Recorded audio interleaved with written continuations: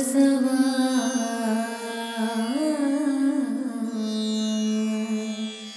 ಬಸವಾ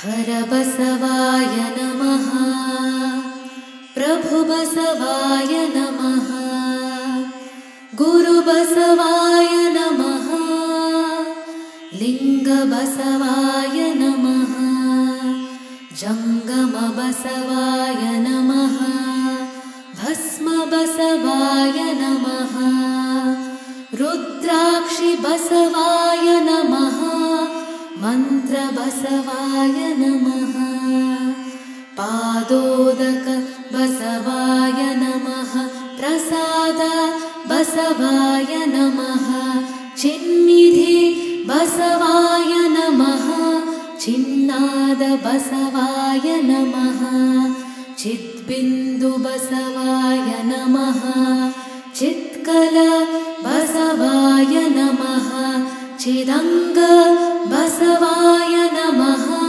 ನಿಷ್ಪ್ರಪಂಚ ಬಸವಾಯ ನಮಃ ನಿರಂಜನ ಬಸವಾಯ ನಮಃ ನಿರ್ಗುಣ ಬಸವಾಯ ನಮಃ ನಿತ್ಯತೃಪ್ತ ಬಸವಾಯ ನಮಃ ಅಕಾರ ಬಸವಾಯ ನಮಃ ಉಕಾರ ಬಸವಾಯ ನಮಃ ಮಕಾರ ಬಸವಾಯ ನಮಃ ನಕಾರ ಬಸವಾಯ ನಮಃ ಮಕಾರ ಬಸವಾಯ ನಮಃ ಶಿಕಾರ ಬಸವಾಯ ನಮಃ ವಕಾರ ಬಸವಾಯ ನಮಃ ಯಕಾರ ಬಸವಾಯ ನಮಃ ಓಂಕಾರ ಬಸವಾಯ ನಮಃ ಹ್ರೀಂಕಾರ ಬಸವಾಯ ನಮಃ ಸಂಗಮೇಶ್ವರ ಬಸವಾಯ ನಮಃ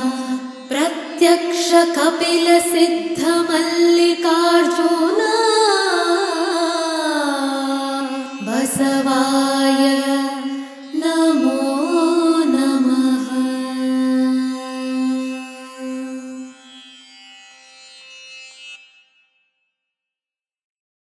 ಸರ್ವರಿಗೆ ಶರಣು ಶರಣಾರ್ಥಿ. ಬಸವ ಸಮಿತಿ ಅರಿವಿನ ಮನೆ ಆನ್ಲೈನ್ ಕಾರ್ಯಕ್ರಮ 2019 ಇಸವಿಯಿಂದ ಅನೇಕ ತತ್ವಾಧಾರಿತ ವಿಷಯಗಳನ್ನು ಸಮಾಜದ ಮುಂದೆ ಮಂಡಿಸ್ತಾ ಬಂದಿದ್ದೇವೆ. ಸಾಕಷ್ಟು ಪ್ರತಿಫಲಗಳನ್ನು ನಾವು ಕಂಡಿದ್ದೇವೆ.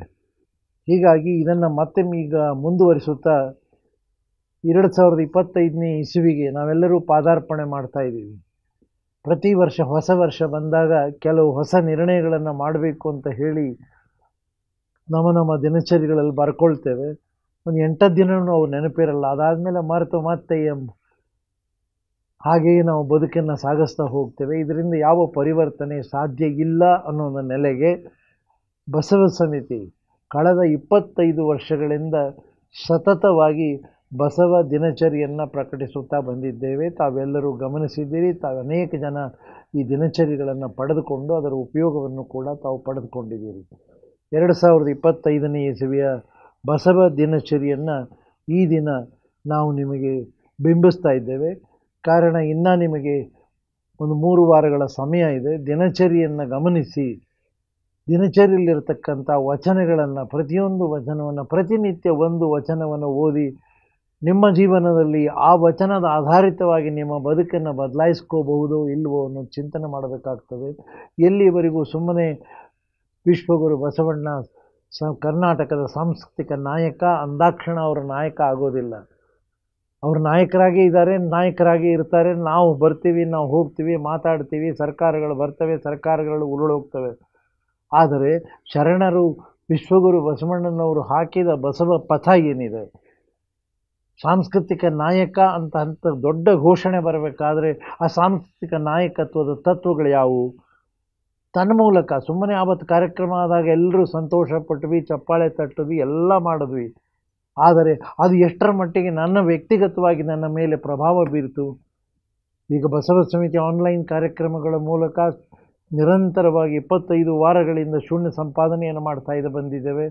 ಕಲಬುರಗಿಯಲ್ಲಿಯೂ ಕೂಡ ವಿಶೇಷವಾದ ಸಂಶೋಧನಾತ್ಮಕ ನಾವು ಕಾರ್ಯಕ್ರಮಗಳನ್ನು ಮಾಡ್ತಾ ಬಂದಿದ್ದೇವೆ. ಬೆಂಗಳೂರಿನಲ್ಲಿಯೂ ಕೂಡ ಇಂತಹ ಅನೇಕ ಹೊಸ ವ್ಯಕ್ತಿಗಳನ್ನು ಗುರುತಿಸ್ತಾ ಈಗ ಈ ಒಂದು ಬಸವ ದಿನಚರಿಯ ಬಗ್ಗೆ ನಾನು 2 ಮಾತು ಹೇಳಿ ತದನಂತರ ಇವತ್ತು ಡಾಕ್ಟರ್ ಶಿವಾನಂದ್ ಭಟ್ ಟವಳಿ ಸಹಾಯಕ ಪ್ರಾಧ್ಯಾಪಕರು, ಕ್ರೈಸ್ಟ್ ವಿಶ್ವವಿದ್ಯಾಲಯದ ವ್ಯಕ್ತಿ, ಶರಣರ ವಚನಗಳಲ್ಲಿ ವಿಶ್ವ ಬಂಧುತ್ವ ಅನ್ನೋದರ ಮೇಲೆ ಮಾತನಾಡುವವರಿದ್ದಾರೆ.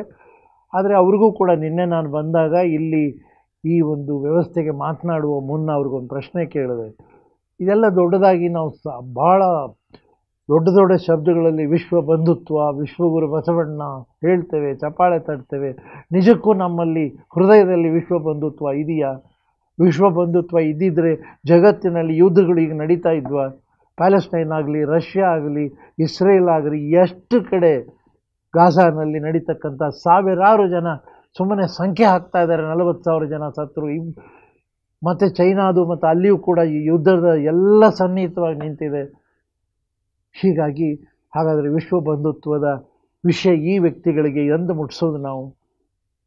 ಕೇವಲ ಕರ್ನಾಟಕದಲ್ಲಿ ಕನ್ನಡ ನಾಡಿನಲ್ಲಿ ವಿಶ್ವ ಬಂಧುತ್ವದ ಬಗ್ಗೆ ವಚನಗಳಲ್ಲಿ ವಿಶ್ವ ಬಂಧುತ್ವ ಅಂದರೆ ಹೇಳಿದ್ರೆ ಸಾಲೋದಿಲ್ಲ. ನಾವೆಲ್ಲರೂ ಕೂಡ ಅದು ಬಸವ ಸಮಿತಿಯ ಮೂಲ ಉದ್ದೇಶ. ಜಗತ್ತಿನಾದ್ಯಂತ ಈಗ ಭಾರತದ ಎಲ್ಲ ಭಾಷೆಗಳಿಗೂ ವಚನ ಅನುವಾದ ಮಾಡಿದ್ದೇವೆ. ಭಾರತದ ಎಲ್ಲ ಭಾಷೆಗಳಿಗೂ ಅನುವಾದ ಆಗಿದೆ. ಈಗಾಗಲೇ ವಿದೇಶಿ ಭಾಷೆಗಳಿಗೂ ನಾವಾಗಲೇ 10 ಭಾಷೆಗಳ ಅನುವಾದವನ್ನು ಸಂಪನ್ನಗೊಳಿಸಿದ್ದೇವೆ. ಇನ್ನೂ ಮಾಡಬೇಕಾದ ಸಾಕಷ್ಟು ಕೆಲಸ ಇದೆ. ಈ ತನ್ಮೂಲಕ ವಿಶ್ವ ಬಂಧುತ್ವದ ತತ್ವಗಳನ್ನು ವಿಶ್ವಸಂಸ್ಥೆಯ ಮುಂದೆ ಪ್ರತಿಪಾದಿಸಿ ಜಗತ್ತಿನಲ್ಲಿ ಬಸವ ತತ್ವಗಳು, ವಿಶ್ವ ಬಂಧುತ್ವದ ಮೂಲ ಅಂಶಗಳು, ಸಂಹಿತೆಗಳು ಅನ್ನೋದನ್ನು ಪರಿಚಯಿಸಬೇಕಾಗಿದೆ. ಹೀಗಾಗಿ ಈ ವರ್ಷದ ಬಸವ ದಿನಚರಿ ಅನ್ನೋದು ತಮ್ಮ ಕೈಗೆ ಸೇರ್ತಾ ಇದೆ. ಅದನ್ನು ದಯವಿಟ್ಟು ಬಸವ ಸಮಿತಿ ಧಾರವಾಡ ಆಗಲಿ, ಬೆಂಗಳೂರಾಗಲಿ, ಕಲಬುರಗಿಯಲ್ಲಿ ಲಭ್ಯವಿದೆ. ಅಥವಾ ನಾವು ಕೂಡ ಇಮೇಲ್ನಲ್ಲಿ ಇದ್ದೇವೆ. ಇಮೇಲ್ ಮೂಲಕ ತಿಳಿಸಿದ್ರೂ ಕೂಡ ತಮಗೆ ದಿನಚರಿಗಳು ಸಿಕ್ಕು. ಬರೀ ನೀವು ಒಬ್ಬರು ತಗೊಂಡು ನಿಮ್ಮಲ್ಲಿ ನಿಮ್ಮ ಸ್ವಾರ್ಥಿ ಬೇಡ. ನಿಮ್ಮ ಸುತ್ತಮುತ್ತ ಇರತಕ್ಕಂಥ ಗೆಳೆಯರು, ಬಂಧು ಬಾಂಧವರು ಎಲ್ಲರೂ ಕೂಡ ವಚನಗಳ ಮೂಲಕ ತಮ್ಮ ವ್ಯಕ್ತಿತ್ವವನ್ನು ವಿಕಾಸ ಮಾಡಿಕೊಂಡು 26ನೇ ಇಸವಿಯಲ್ಲಿ ಬರುವುದರೊಳಗಾಗಿ ಏನಾದರೂ ಒಂದು ಪರಿವರ್ತನೆ ಕಾಣಬೇಕು ಅನ್ನೋ ಒಂದು ಆಶಯಕ್ಕೆ ಈ ದಿನಚರಿಯನ್ನು ನಾವು ಪ್ರಕಟಿಸ್ತಾ ಇದ್ದೇವೆ. ಇದೊಂದು ವ್ಯಾವಹಾರಿಕ ದೃಷ್ಟಿಯಿಂದ ಬಸವ ಸಮಿತಿ ಪ್ರಕಟಿಸ್ತಾ ಇಲ್ಲ. 25 ವರ್ಷ ಸಾಮಾನ್ಯವಾದದ್ದಲ್ಲ. ಹಾಗೆ ನೋಡಿದರೆ ಈ ಬಸವ ದಿನಚರಿಯ ಬೆಳ್ಳಿ ಹಬ್ಬ ಇದು. ಅದಕ್ಕೆ ನಾವು ಕಾರ್ಯಕ್ರಮ ಮಾಡಿ ದೊಡ್ಡದಾಗಿ ಖರ್ಚು ಮಾಡಿ ಏನೂ ಮಾಡೋದಿಲ್ಲ. ನಿಮ್ಮ ಮುಂದೆ ಎದುರಿನಲ್ಲಿ ಬಸವ ದಿನಚರಿಯನ್ನು ಇಟ್ಟಿದ್ದೇವೆ.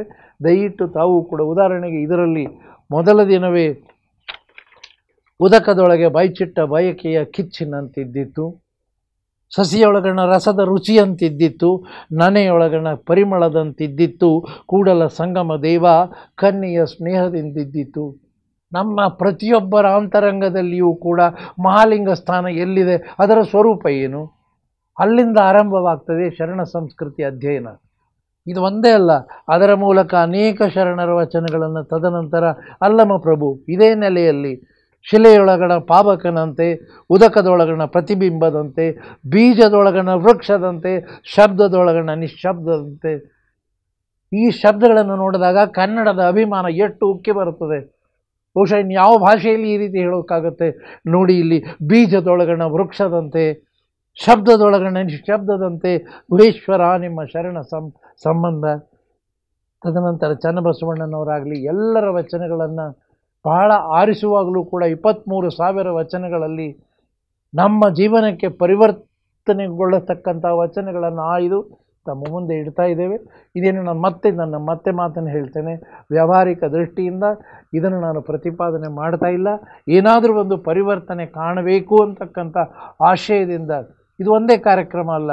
ತಮಗೆಲ್ಲರಿಗೂ ಗೊತ್ತಿರುವ ಹಾಗೆ ಲಕ್ಷಾಂತರ ವಿದ್ಯಾರ್ಥಿಗಳಿಗೆ ವಚನ ವ್ಯಕ್ತಿತ್ವ ವಿಕಸನ ಕಾರ್ಯಕ್ರಮವನ್ನು ಅತ್ಯಂತ ಸಫಲವಾಗಿ ಮಾಡಿದ ಘನತೆಯು ಬಸವ ಸಮಿತಿಗಿದೆ. ಇದು ಇನ್ನು ಮೇಲೆ ಶಿಕ್ಷಕರಿಗಾಗಿ ವ್ಯಕ್ತಿತ್ವ ವಿಕಸನ ಅನ್ನೋ ಕಾರ್ಯಕ್ರಮವನ್ನು ಅನೇಕ ಕಡೆ ಮಾಡಿದ್ದೇವೆ, ಮುಂದೆಯೂ ನಾವು ಮಾಡ್ತಾ ಬರ್ತೇವೆ. ಹೀಗೆ ನಾವೆಲ್ಲರೂ ಕೂಡ ಶರಣ ಸಂಸ್ಕೃತಿಯ ಬಗ್ಗೆ ಸುಮ್ಮನೆ ಅಭಿಮಾನದ ನುಡಿಯಾಗಲಿ, ನಮಗೆ ಯಾವುದೋ ಆಮಂತ್ರಣ ಪತ್ರಿಕೆಯಲ್ಲಿ ಶರಣ ಅಂತ ಬರ್ಕೊಂಡು ಅಭಿಮಾನ ಪಡೋದಾಗಲಿ, ಯಾವುದೋ ಆಮಂತ್ರಣ ಪತ್ರಿಕೆಯಲ್ಲ ಬಸವಣ್ಣನವ್ರಿಗಿಂತ ದೊಡ್ಡ ಚಿತ್ರಗಳನ್ನು ನಾವು ಹಾಕ್ಕೊಂಡು ನಮ್ಮ ಪ್ರಚಾರ ಮಾಡೋದಾಗಲಿ, ಇದು ಯಾವುದೂ ಬೇಕಿಲ್ಲ. ತತ್ವಗಳನ್ನು ಬದುಕಬೇಕು, ಶರಣ ಸಂಸ್ಕೃತಿಯಲ್ಲಿ ಬದುಕಬೇಕು, ಶರಣ ಸಂಸ್ಕೃತಿಯಲ್ಲಿ ಬದುಕಿ ಶರಣ ಸಂಸ್ಕೃತಿಯನ್ನು ಉಳಿಸಬೇಕು, ಬೆಳೆಸಬೇಕು, ಹಾಗೆ ಸಂರಕ್ಷಿಸುವ ಜವಾಬ್ದಾರಿ ನಮ್ಮದು ನಿಮ್ಮದು ಇದೆ ಅನ್ನತಕ್ಕಂಥ ಆಶಯದ ನುಡಿಯೊಂದಿಗೆ ಈ ಇವತ್ತಿನ ಕಾರ್ಯಕ್ರಮ ಮುಂದುವರಿಯುತ್ತೆ. ಶರಣರ ವಚನಗಳಲ್ಲಿ ವಿಶ್ವ ಬಂಧುತ್ವ. ಶರಣು ಶರಣಾರ್ಥಿ.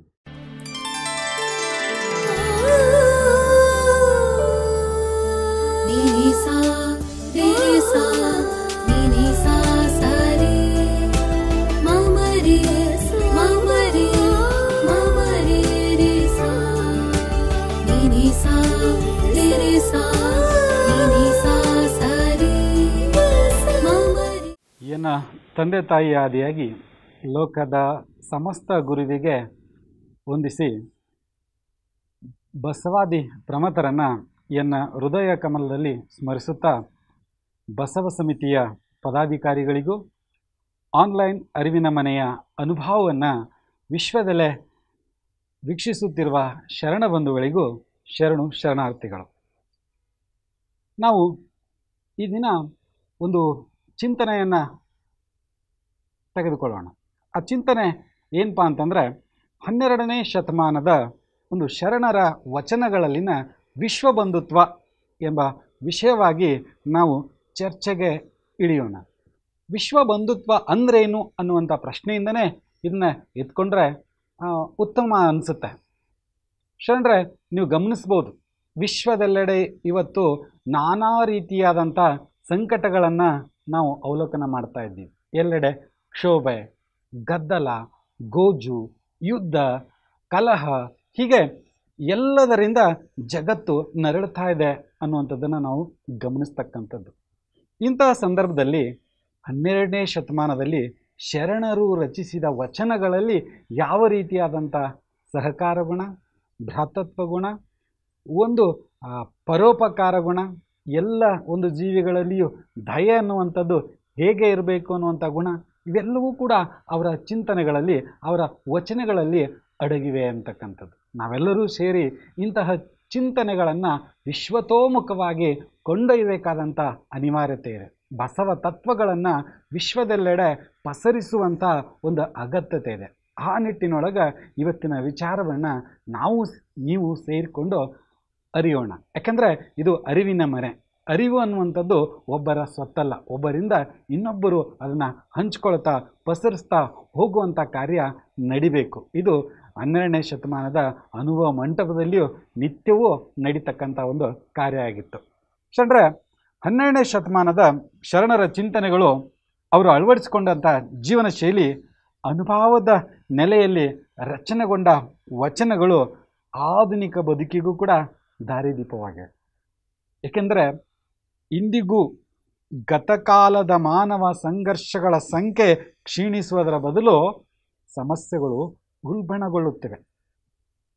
ಕೊಲೆ, ಸುಲಿಗೆ, ದರೋಡೆಯಂತಹ ಹೇಯ ಕೃತ್ಯಗಳು, ಅನಾಚಾರ, ಅಕ್ರಮ, ಅತ್ಯಾಚಾರಗಳಂತಹ ಅಮಾನವೀಯ ಚಟುವಟಿಕೆಗಳು, ಬಡವ ಬಲ್ಲಿದ, ಉಚ್ಚ ನೀಚ, ಮೇಲು ಕೀಳಿನಂತಹ ತರತಮ ಭಾವಗಳು, ಇವು 21ನೇ ಶತಮಾನದ ಜನರ ನೆಮ್ಮದಿಯನ್ನೇ ಕಸಿದುಕೊಂಡಿವೆ.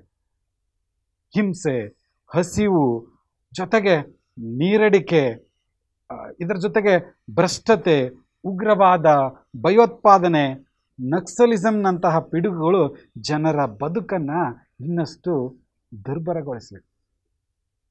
ಕಾಲ ಬದಲಾದರೂ ಕಾಯ ಬದಲಾಗಿಲ್ಲ ಎಂಬಂತೆ ಮಾನವ ಕುಲದ ಸಮಸ್ಯೆಗಳು ಜಾಗತೀಕರಣದ ಸನ್ನಿವೇಶದಲ್ಲೂ ಜೀವಂತವಾಗಿವೆ. ಇದೊಂದು ವಿಷಾದಕರ ಸಂಗತಿ. ಕಾಲ ಅದೆಷ್ಟು ಕ್ರೂರಿ ಅಲ್ವೇ? ಒಳಿತು ಕಡುಗುಗಳನ್ನು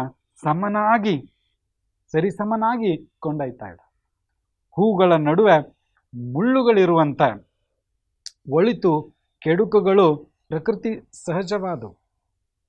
ಒಳ್ಳೆಯದನ್ನು ಗೌರವಿಸಿ ಕೆಡುಕನ್ನು ನಿವಾರಿಸಿ ಬದುಕಿದಾಗಲೇ ಬದುಕಿಗೊಂದು ಅರ್ಥ ಸಿಗುತ್ತದೆ.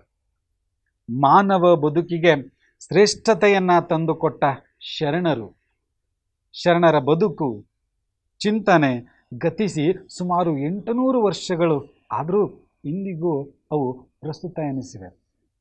ಶರಣರು ತಮ್ಮ ಅನುಭವವನ್ನು ವಚನ ಎಂಬ ವಿಶಿಷ್ಟ ಸಾಹಿತ್ಯ ಪ್ರಕಾರದ ಮೂಲಕ ಬಿತ್ತಿದರು. ತಮ್ಮ ಬದುಕಿನ ತತ್ವವನ್ನು ಜನಮನದಲ್ಲಿ ನೆಲೆಯೂರುವಂತೆ ಮಾಡಿದ್ದು ವಚನಗಳ ಮುಖಾಂತರವೇ. ವಚನವೆಂದರೆ ಮಾತು, ಗೊತ್ತು ಈಗಾಗಲೇ, ಪ್ರಮಾಣ, ವಾಗ್ದಾನ ಎಂದರ್ಥ. ವಚನಗಳು ಶಿವಶರಣದ ಅನುಭವದ ನುಡಿಗಳು, ಶರಣ ಸಂಸ್ಕೃತಿಯ ಪ್ರತೀಕ. ಶರಣ ಸಂಸ್ಕೃತಿಯು ಲೋಕ ಕಲ್ಯಾಣವನ್ನು ಬಯಸಿದಂಥ ಮೊಟ್ಟ ಮೊದಲ ಸಂಸ್ಕೃತಿಯಾಗಿದೆ. ಶರಣರೇ, ನೀವು ಗಮನಿಸಬೇಕು, ಶರಣ ಸಂಸ್ಕೃತಿಯು ಅಪ್ಪಟ ಕನ್ನಡ ಸಂಸ್ಕೃತಿ ಎಂಬುದರಲ್ಲಿ ಎರಡು ಮಾತಿಲ್ಲ. ಕನ್ನಡಿಗರು ವಿಶಾಲ ಹೃದಯರು ಅದರಂತೆ ಶರಣರು ಕೂಡ ವಿಶಾಲ ಹೃದಯರವರು, ತಾಳ್ಮೆ ಗುಣವುಳ್ಳವಂಥವ್ರು, ಸಹನಶೀಲರು. ಇಂತಹ ಸಂದರ್ಭದಲ್ಲಿ ಅವರ ಗುಣಗಳನ್ನು ನಾವು ಅಳವಡಿಸಿಕೊಳ್ಬೇಕಾಗಿದೆ. ಆದರೆ ಕೆಲವೊಮ್ಮೆ ತಾಳ್ಮೆಯೇ ನಮಗೆ ಉರುಳಾಗುವಂತಹ ಸಂಭವವೂ ಇದೆ. ಆ ತಾಳ್ಮೆಯ ನೆಲೆಯೊಳಗೆ ನಾವು ಸಹಕಾರ ತತ್ವವನ್ನು, ಸಹಜವಾದ ಗುಣಗಳನ್ನು, ಪ್ರೇಮವನ್ನು, ಭಾತೃತ್ವವನ್ನು, ಮಾನವೀಯತೆಯನ್ನು ಜನರಿಗೆ ಬಿತ್ತಬೇಕಾದಂಥ ಅನಿವಾರ್ಯದ ಕಾಲಘಟ್ಟದಲ್ಲಿ ನಾವು ನಿಂತಿದ್ದೇವೆ. ಶರಣ ಸಂಸ್ಕೃತಿಯು ಮಾನವ ಕುಲ ಒಂದು ಎಂದು ಒಗ್ಗೂಡಿಸಿ ವರ್ಗರಹಿತವಾದ ಸೌಹಾರ್ದ ಸಮಾಜದ ಸೃಷ್ಟಿಗೆ ನಾಂದಿಯನ್ನು ಹಾಡಿದೆ. ಮತ ಮನುಷ್ಯಮತವಾಗಬೇಕು, ಪಥ ವಿಶ್ವಪಥವಾಗಬೇಕು, ಮನುಷ್ಯ ವಿಶ್ವಮಾನವನಾಗಬೇಕು ಎಂಬ ಕವಿ ಕುವೆಂಪು ಅವರ ಆಶಯ ಶರಣರ ಬದುಕಿನ ತತ್ವದಿಂದ ಬಂದಿದೆ ಎಂಬುದನ್ನು ನಾವಿಲ್ಲಿ ಗಮನಿಸಬಹುದು. ಶರಣರ ವಿಚಾರಗಳು ಇಂದು ಮತ್ತು ನಾಳೆಗೂ ನಮ್ಮ ಸಮಾಜವನ್ನು ಉದ್ಧರಿಸುವ ಸೂತ್ರಗಳು ಎಂಬುವಲ್ಲಿ ಎರಡು ಮಾತಿಲ್ಲ. ಜಾತಿ, ಧರ್ಮ, ದಯೆ, ಕರುಣೆ, ಆಸ್ತಿಕತೆ, ಸಮಾನತೆ, ಕಾಯಕ, ಸಹಕಾರ, ಸಹಬಾಳ್ವೆ, ಸಹೋದರತೆ, ಬಂಧುತ್ವ, ದಾಸೋಹ, ಜೀವನನಿಷ್ಠೆ, ಪರಿಶುದ್ಧತೆ, ಸದ್ಗುಣ, ಸದ್ವರ್ತನೆ, ಸದಾಚಾರ, ಮೌಢ್ಯ, ಮತ, ಇನ್ನು ಎಷ್ಟು ಮೌಲ್ಯಗಳನ್ನು ನಾವು ಪಟ್ಟಿ ಮಾಡಿದರೂ ಆ ಪಟ್ಟಿ ಹಾಗೆ ಬೆಳೀತಾನೆ ಹೋಗ್ತದೆ ಶರಣ. ಇವೆಲ್ಲ ನೀವು ಗಮನಿಸಬಹುದು ವಿಶ್ವ ಬಂಧುತ್ವದ ಕುರುಹಗಳಾಗಿವೆ. ಇದರಲ್ಲಿ ಇಷ್ಟೂ ಮೌಲ್ಯಗಳನ್ನು ಅಳವಡಿಸ್ಕೊಳ್ಬೇಕು ಅನ್ನುವಂಥದ್ದಿಲ್ಲ. ಕೆಲವು ಗುಣಗಳನ್ನಾದರೂ ಕೂಡ ನಾವು ಅಳವಡಿಸ್ಕೊಂಡ್ರೆ ಮಾನವತೆಯ ಒಂದು ಪ್ರತೀಕವಾಗಿರುವಂಥ ಶರಣ ಸಂಸ್ಕೃತಿಯನ್ನು ಅಳವಡಿಸಿಕೊಂಡದ್ದೇ ಆದರೆ ಮಾನವನಲ್ಲಿ ನಿಜವಾದಂಥ ಮಾನವತೆ ಮೊಳಕೆ ಹೊಡಿಲಿಕ್ಕೆ ಸಾಧ್ಯ ಇದೆ ಶರಣ. ಮಾನವೀಯ ಮೌಲ್ಯಗಳ ಬಗ್ಗೆಯೂ ದಾರ್ಶನಿಕ ಒಳಹುಗಳನ್ನು ಕೊಟ್ಟ ಶರಣರ ಚಿಂತನೆಗಳು ಯುಗ ಯುಗಕ್ಕೂ ಅನುಕರಣೀಯ. ಜಗತ್ತಿನ ಎಲ್ಲ ರಾಷ್ಟ್ರದ ನಾಗರಿಕರು ಒಪ್ಪಿಕೊಂಡು ತಮ್ಮ ಬದುಕಿನಲ್ಲಿ ಅಳವಡಿಸಿಕೊಳ್ಳಬಹುದಾದ ಸಾರ್ವಕಾಲಿಕ ಮೌಲ್ಯಗಳು ಶರಣರ ತತ್ವಗಳಲ್ಲಿ ಪ್ರತಿಪಾದಿತವಾಗಿವೆ. ವಿಶ್ವವೇ ಅನುಕರಿಸಬಹುದಾದ ವಿಶ್ವ ಬಂಧುತ್ವದ ಪರಿಕಲ್ಪನೆಗಳನ್ನು ಬಸವಾದಿ ಪ್ರಮಥರು ಶರಣರು ಅಭಿವ್ಯಕ್ತಿಸಿದ್ದಾರೆ. ಆದ್ದರಿಂದಲೇ ಬಸವಣ್ಣ ಅವರನ್ನು ವಿಶ್ವಗುರು ಎಂದು ಅನೇಕರು ಸಂಬೋಧಿಸಿದ್ದಾರೆ. ಲೋಕದ ಜನರ ಮನಸ್ಸನ್ನು ಬೆಸೆದು ಅಮಾನವೀಯ ಸಂಬಂಧಗಳನ್ನು ಗಟ್ಟಿಗೊಳಿಸುವ ವಿಶ್ವ ಬಂಧುತ್ವ ಪರಿಕಲ್ಪನೆ ಆಚರಣೆಗೆ ಶರಣರ ವಚನಗಳಲ್ಲಿ ಅನೇಕ ಆಧಾರಗಳನ್ನು ನಾವು ಗಮನಿಸಬಹುದು. ಅವುಗಳನ್ನು ಪಟ್ಟಿ ಮಾಡ್ತಾ ಹೋದರೆ ನಾವು ಹಲವಾರು ಅಂಶಗಳನ್ನು ಗುರುತಿಸಬಹುದು. ಈ ಅನುಭವದಲ್ಲಿ ನಾನು ಒಂದು 10 ಅಂಶಗಳನ್ನು ಪಟ್ಟಿ ಮಾಡಿದ್ದೇನೆ. ಮೊದಲೇ ಅಂಶಕ್ಕೆ ನಾವು ಹೋಗೋದಾದರೆ ವಿಶ್ವ ಬಂಧುತ್ವದ ಪ್ರತೀಕವಾದ ಮೊದಲನೇ ಅಂಶ ಮಾನವ ಧರ್ಮದ ಮೂಲ ದಯೆ, ಕರುಣೆ, ಅಂತಃಕರಣ. ಗಮನಿಸಿ ಸರ್, ಅಂದರೆ ಮೊದಲೇ ಅಂಶ ಮಾನವ ಧರ್ಮದ ಮೂಲ ದಯೆ, ಕರುಣೆ, ಅಂತಃಕರಣ. ನಿಜವಾಗಿಯೂ ಮನುಷ್ಯನಲ್ಲಿರಬೇಕಾಗಿರೋದು ಮನುಷ್ಯತ್ವ. ಆ ಮನುಷ್ಯತ್ವವನ್ನು ಶರಣರ ಅನೇಕ ವಚನಗಳು ಮತ್ತೆ ಮತ್ತೆ ಪ್ರತಿಪಾದಿಸ್ತಾ ಹೋಗ್ತವೆ.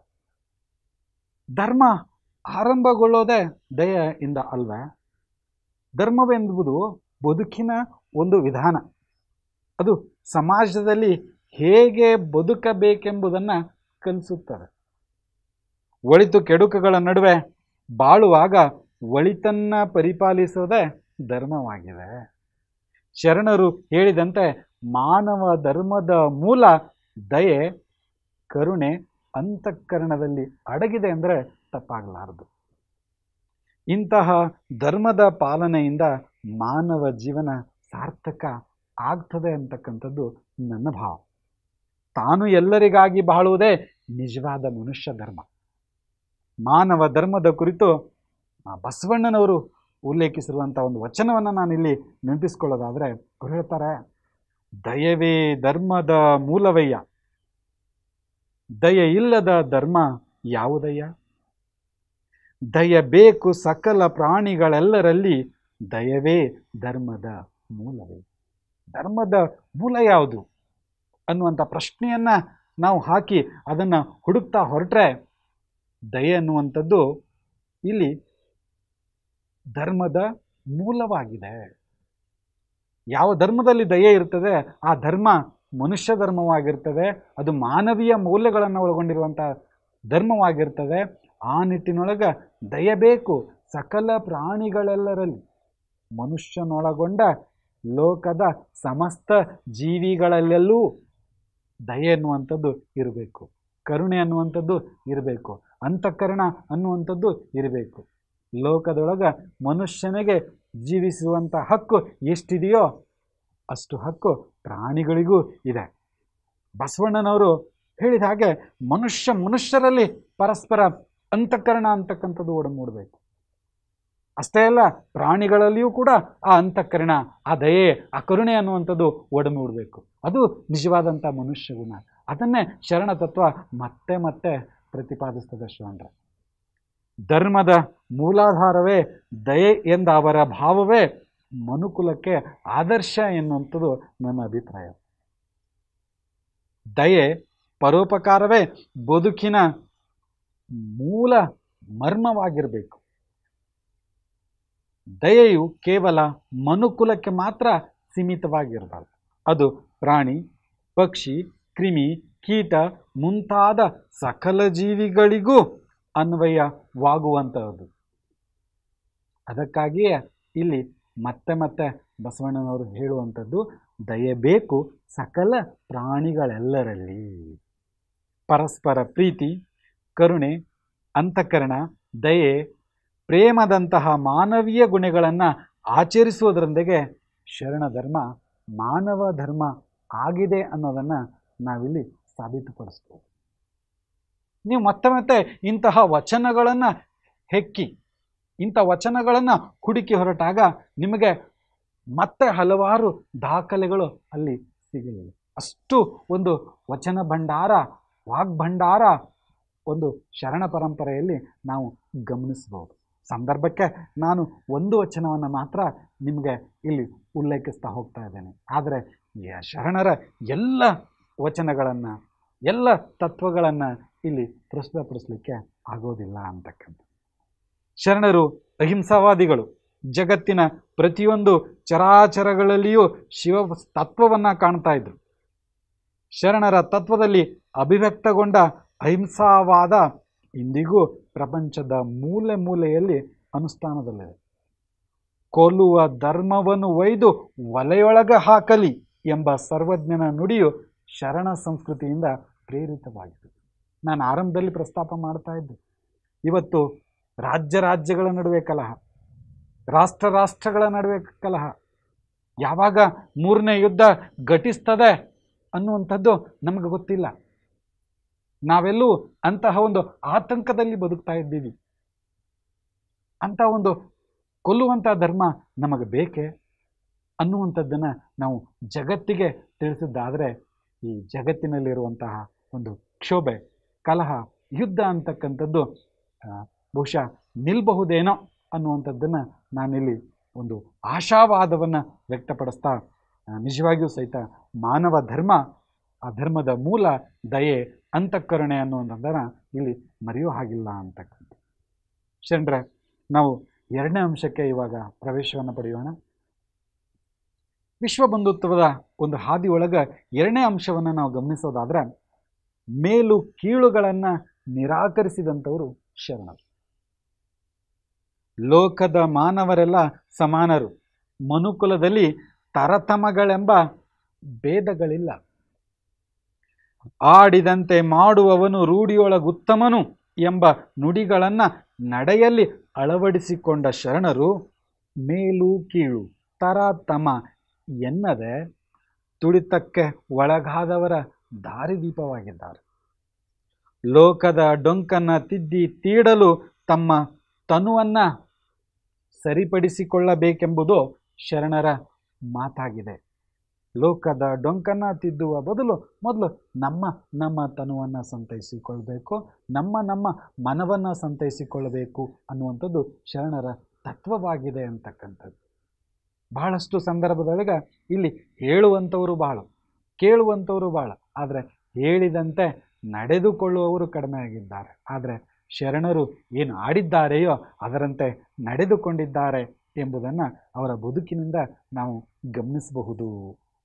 ಸಮಾಜದಲ್ಲಿ ಆಚರಣೆಯಲ್ಲಿದ್ದ ಅಸ್ಪೃಶ್ಯತೆಯ ನಿವಾರಣೆಗಾಗಿ ಶರಣರು ಅಪಾರ ಶ್ರಮವನ್ನು ವಹಿಸಿದ್ದಾರೆ. ಅಸ್ಪೃಶ್ಯತೆಯು ಮಾನವ ಕುಲವನ್ನು ಬಹುವಾಗಿ ಪೀಡಿಸಿದ ಒಂದು ಸಮಸ್ಯೆ ಅಂದರೆ ತಪ್ಪಾಗಿರಲಿಕ್ಕಿಲ್ಲ. ಇಂತಹ ವರ್ಣ ಅಥವಾ ವರ್ಗ ವೈಷಮ್ಯವನ್ನು ನಿವಾರಿಸಲು ಪ್ರಯತ್ನಿಸಿದ ಅನೇಕ ಮಹಾಮಹಿಮರನ್ನು ನಾವು ಆಧುನಿಕ ಕಾಲಘಟ್ಟದಲ್ಲಿ ಸ್ಮರಿಸಬಹುದು. Mahatma Gandhiji, Kudmal Rangarao, Nelson Mandela, Ambedkar, Mother Teresa ಮುಂತಾದ ಮಹನೀಯರು ಈ ಒಂದು ತರತಮಗಳ ವಿರುದ್ಧ ಹೋರಾಡ್ತಾನೆ ಇಲ್ಲಿ ತಮಗೆ ಅರಿವಿಲ್ಲದಂತೆಯೇ ಕೆಲವೊಂದು ಸಂದರ್ಭದಲ್ಲಿ ಅರಿವಿಗೆ ಬಂದೂ ಕೂಡ ಶರಣರ ತತ್ವಗಳನ್ನು ಪರಿಪಾಲಿಸಿದ್ದಾರೆ ಎಂದರೆ ತಪ್ಪಾಗಿರಲಿಕ್ಕಿಲ್ಲ. ನನಗನ್ನಿಸ್ತದೆ ಇವರ ಕಾರ್ಯಗಳಿಗೆ ಶರಣ ತತ್ವಗಳು ಪ್ರೇರಣೆಯಾಗಿತ್ತೆ ಅನ್ನುವಂಥದ್ದು ನನ್ನ ಪ್ರಶ್ನೆ ಆಗಿದೆ ಇಲ್ಲಿ ಅಂತಕ್ಕಂಥ. ಕಪ್ಪು ಬಿಳಿ ಎಂಬುದು ದೇಹದ ಹೊರಗೆ ಮಾತ್ರ, ಆದರೆ ಮನುಷ್ಯ ಅಂತರಂಗದಲ್ಲಿ ಒಂದೇ ಎಂಬ ನೆಲ್ಸನ್ ಮಂಡೇಲಾ ಅವರ ಹೇಳಿಕೆಯನ್ನು ನಾವು ಗಮನಿಸಿದಾಗ ಎಲ್ಲೋ ಒಂದು ಕಡೆ ಶರಣ ಸಂಸ್ಕೃತಿಯ ಅನೇಕ ತತ್ವಗಳು ಆ ಮಾತಿನಲ್ಲಿ ಅಡಗಿವೆ ಅನ್ನೋದನ್ನು ನಾವಿಲ್ಲಿ ಗಮನಿಸಬಹುದು. ಅಕ್ಕಮಹಾದೇವಿಯ ಒಂದು ವಚನವನ್ನು ನಾನಿಲ್ಲಿ ಉಲ್ಲೇಖ ಮಾಡೋದಾದರೆ, ಕಾಯ ಕರ್ರನೆ ಕಂದಿದರೇನಯ್ಯ, ಕಾಯ ಮಿರ್ರನೆ ಮಿಂಚಿದರೇನಯ್ಯ, ಅಂತರಂಗ ಶುದ್ಧವಾದ ಬಳಿಕ ಚೆನ್ನ ಮಲ್ಲಿಕಾರ್ಜುನ ದೇವಯ್ಯ, ನೀನೊಲಿದ ಕಾಯವು ಹೇಗಿದ್ದಡೇನಯ್ಯ. ಕಾಯ ಹೇಗಿದ್ದಡೇನು, ಕಾರ್ಯ ಅನ್ನುವಂಥದ್ದು ಬಹಳ ಮುಖ್ಯ.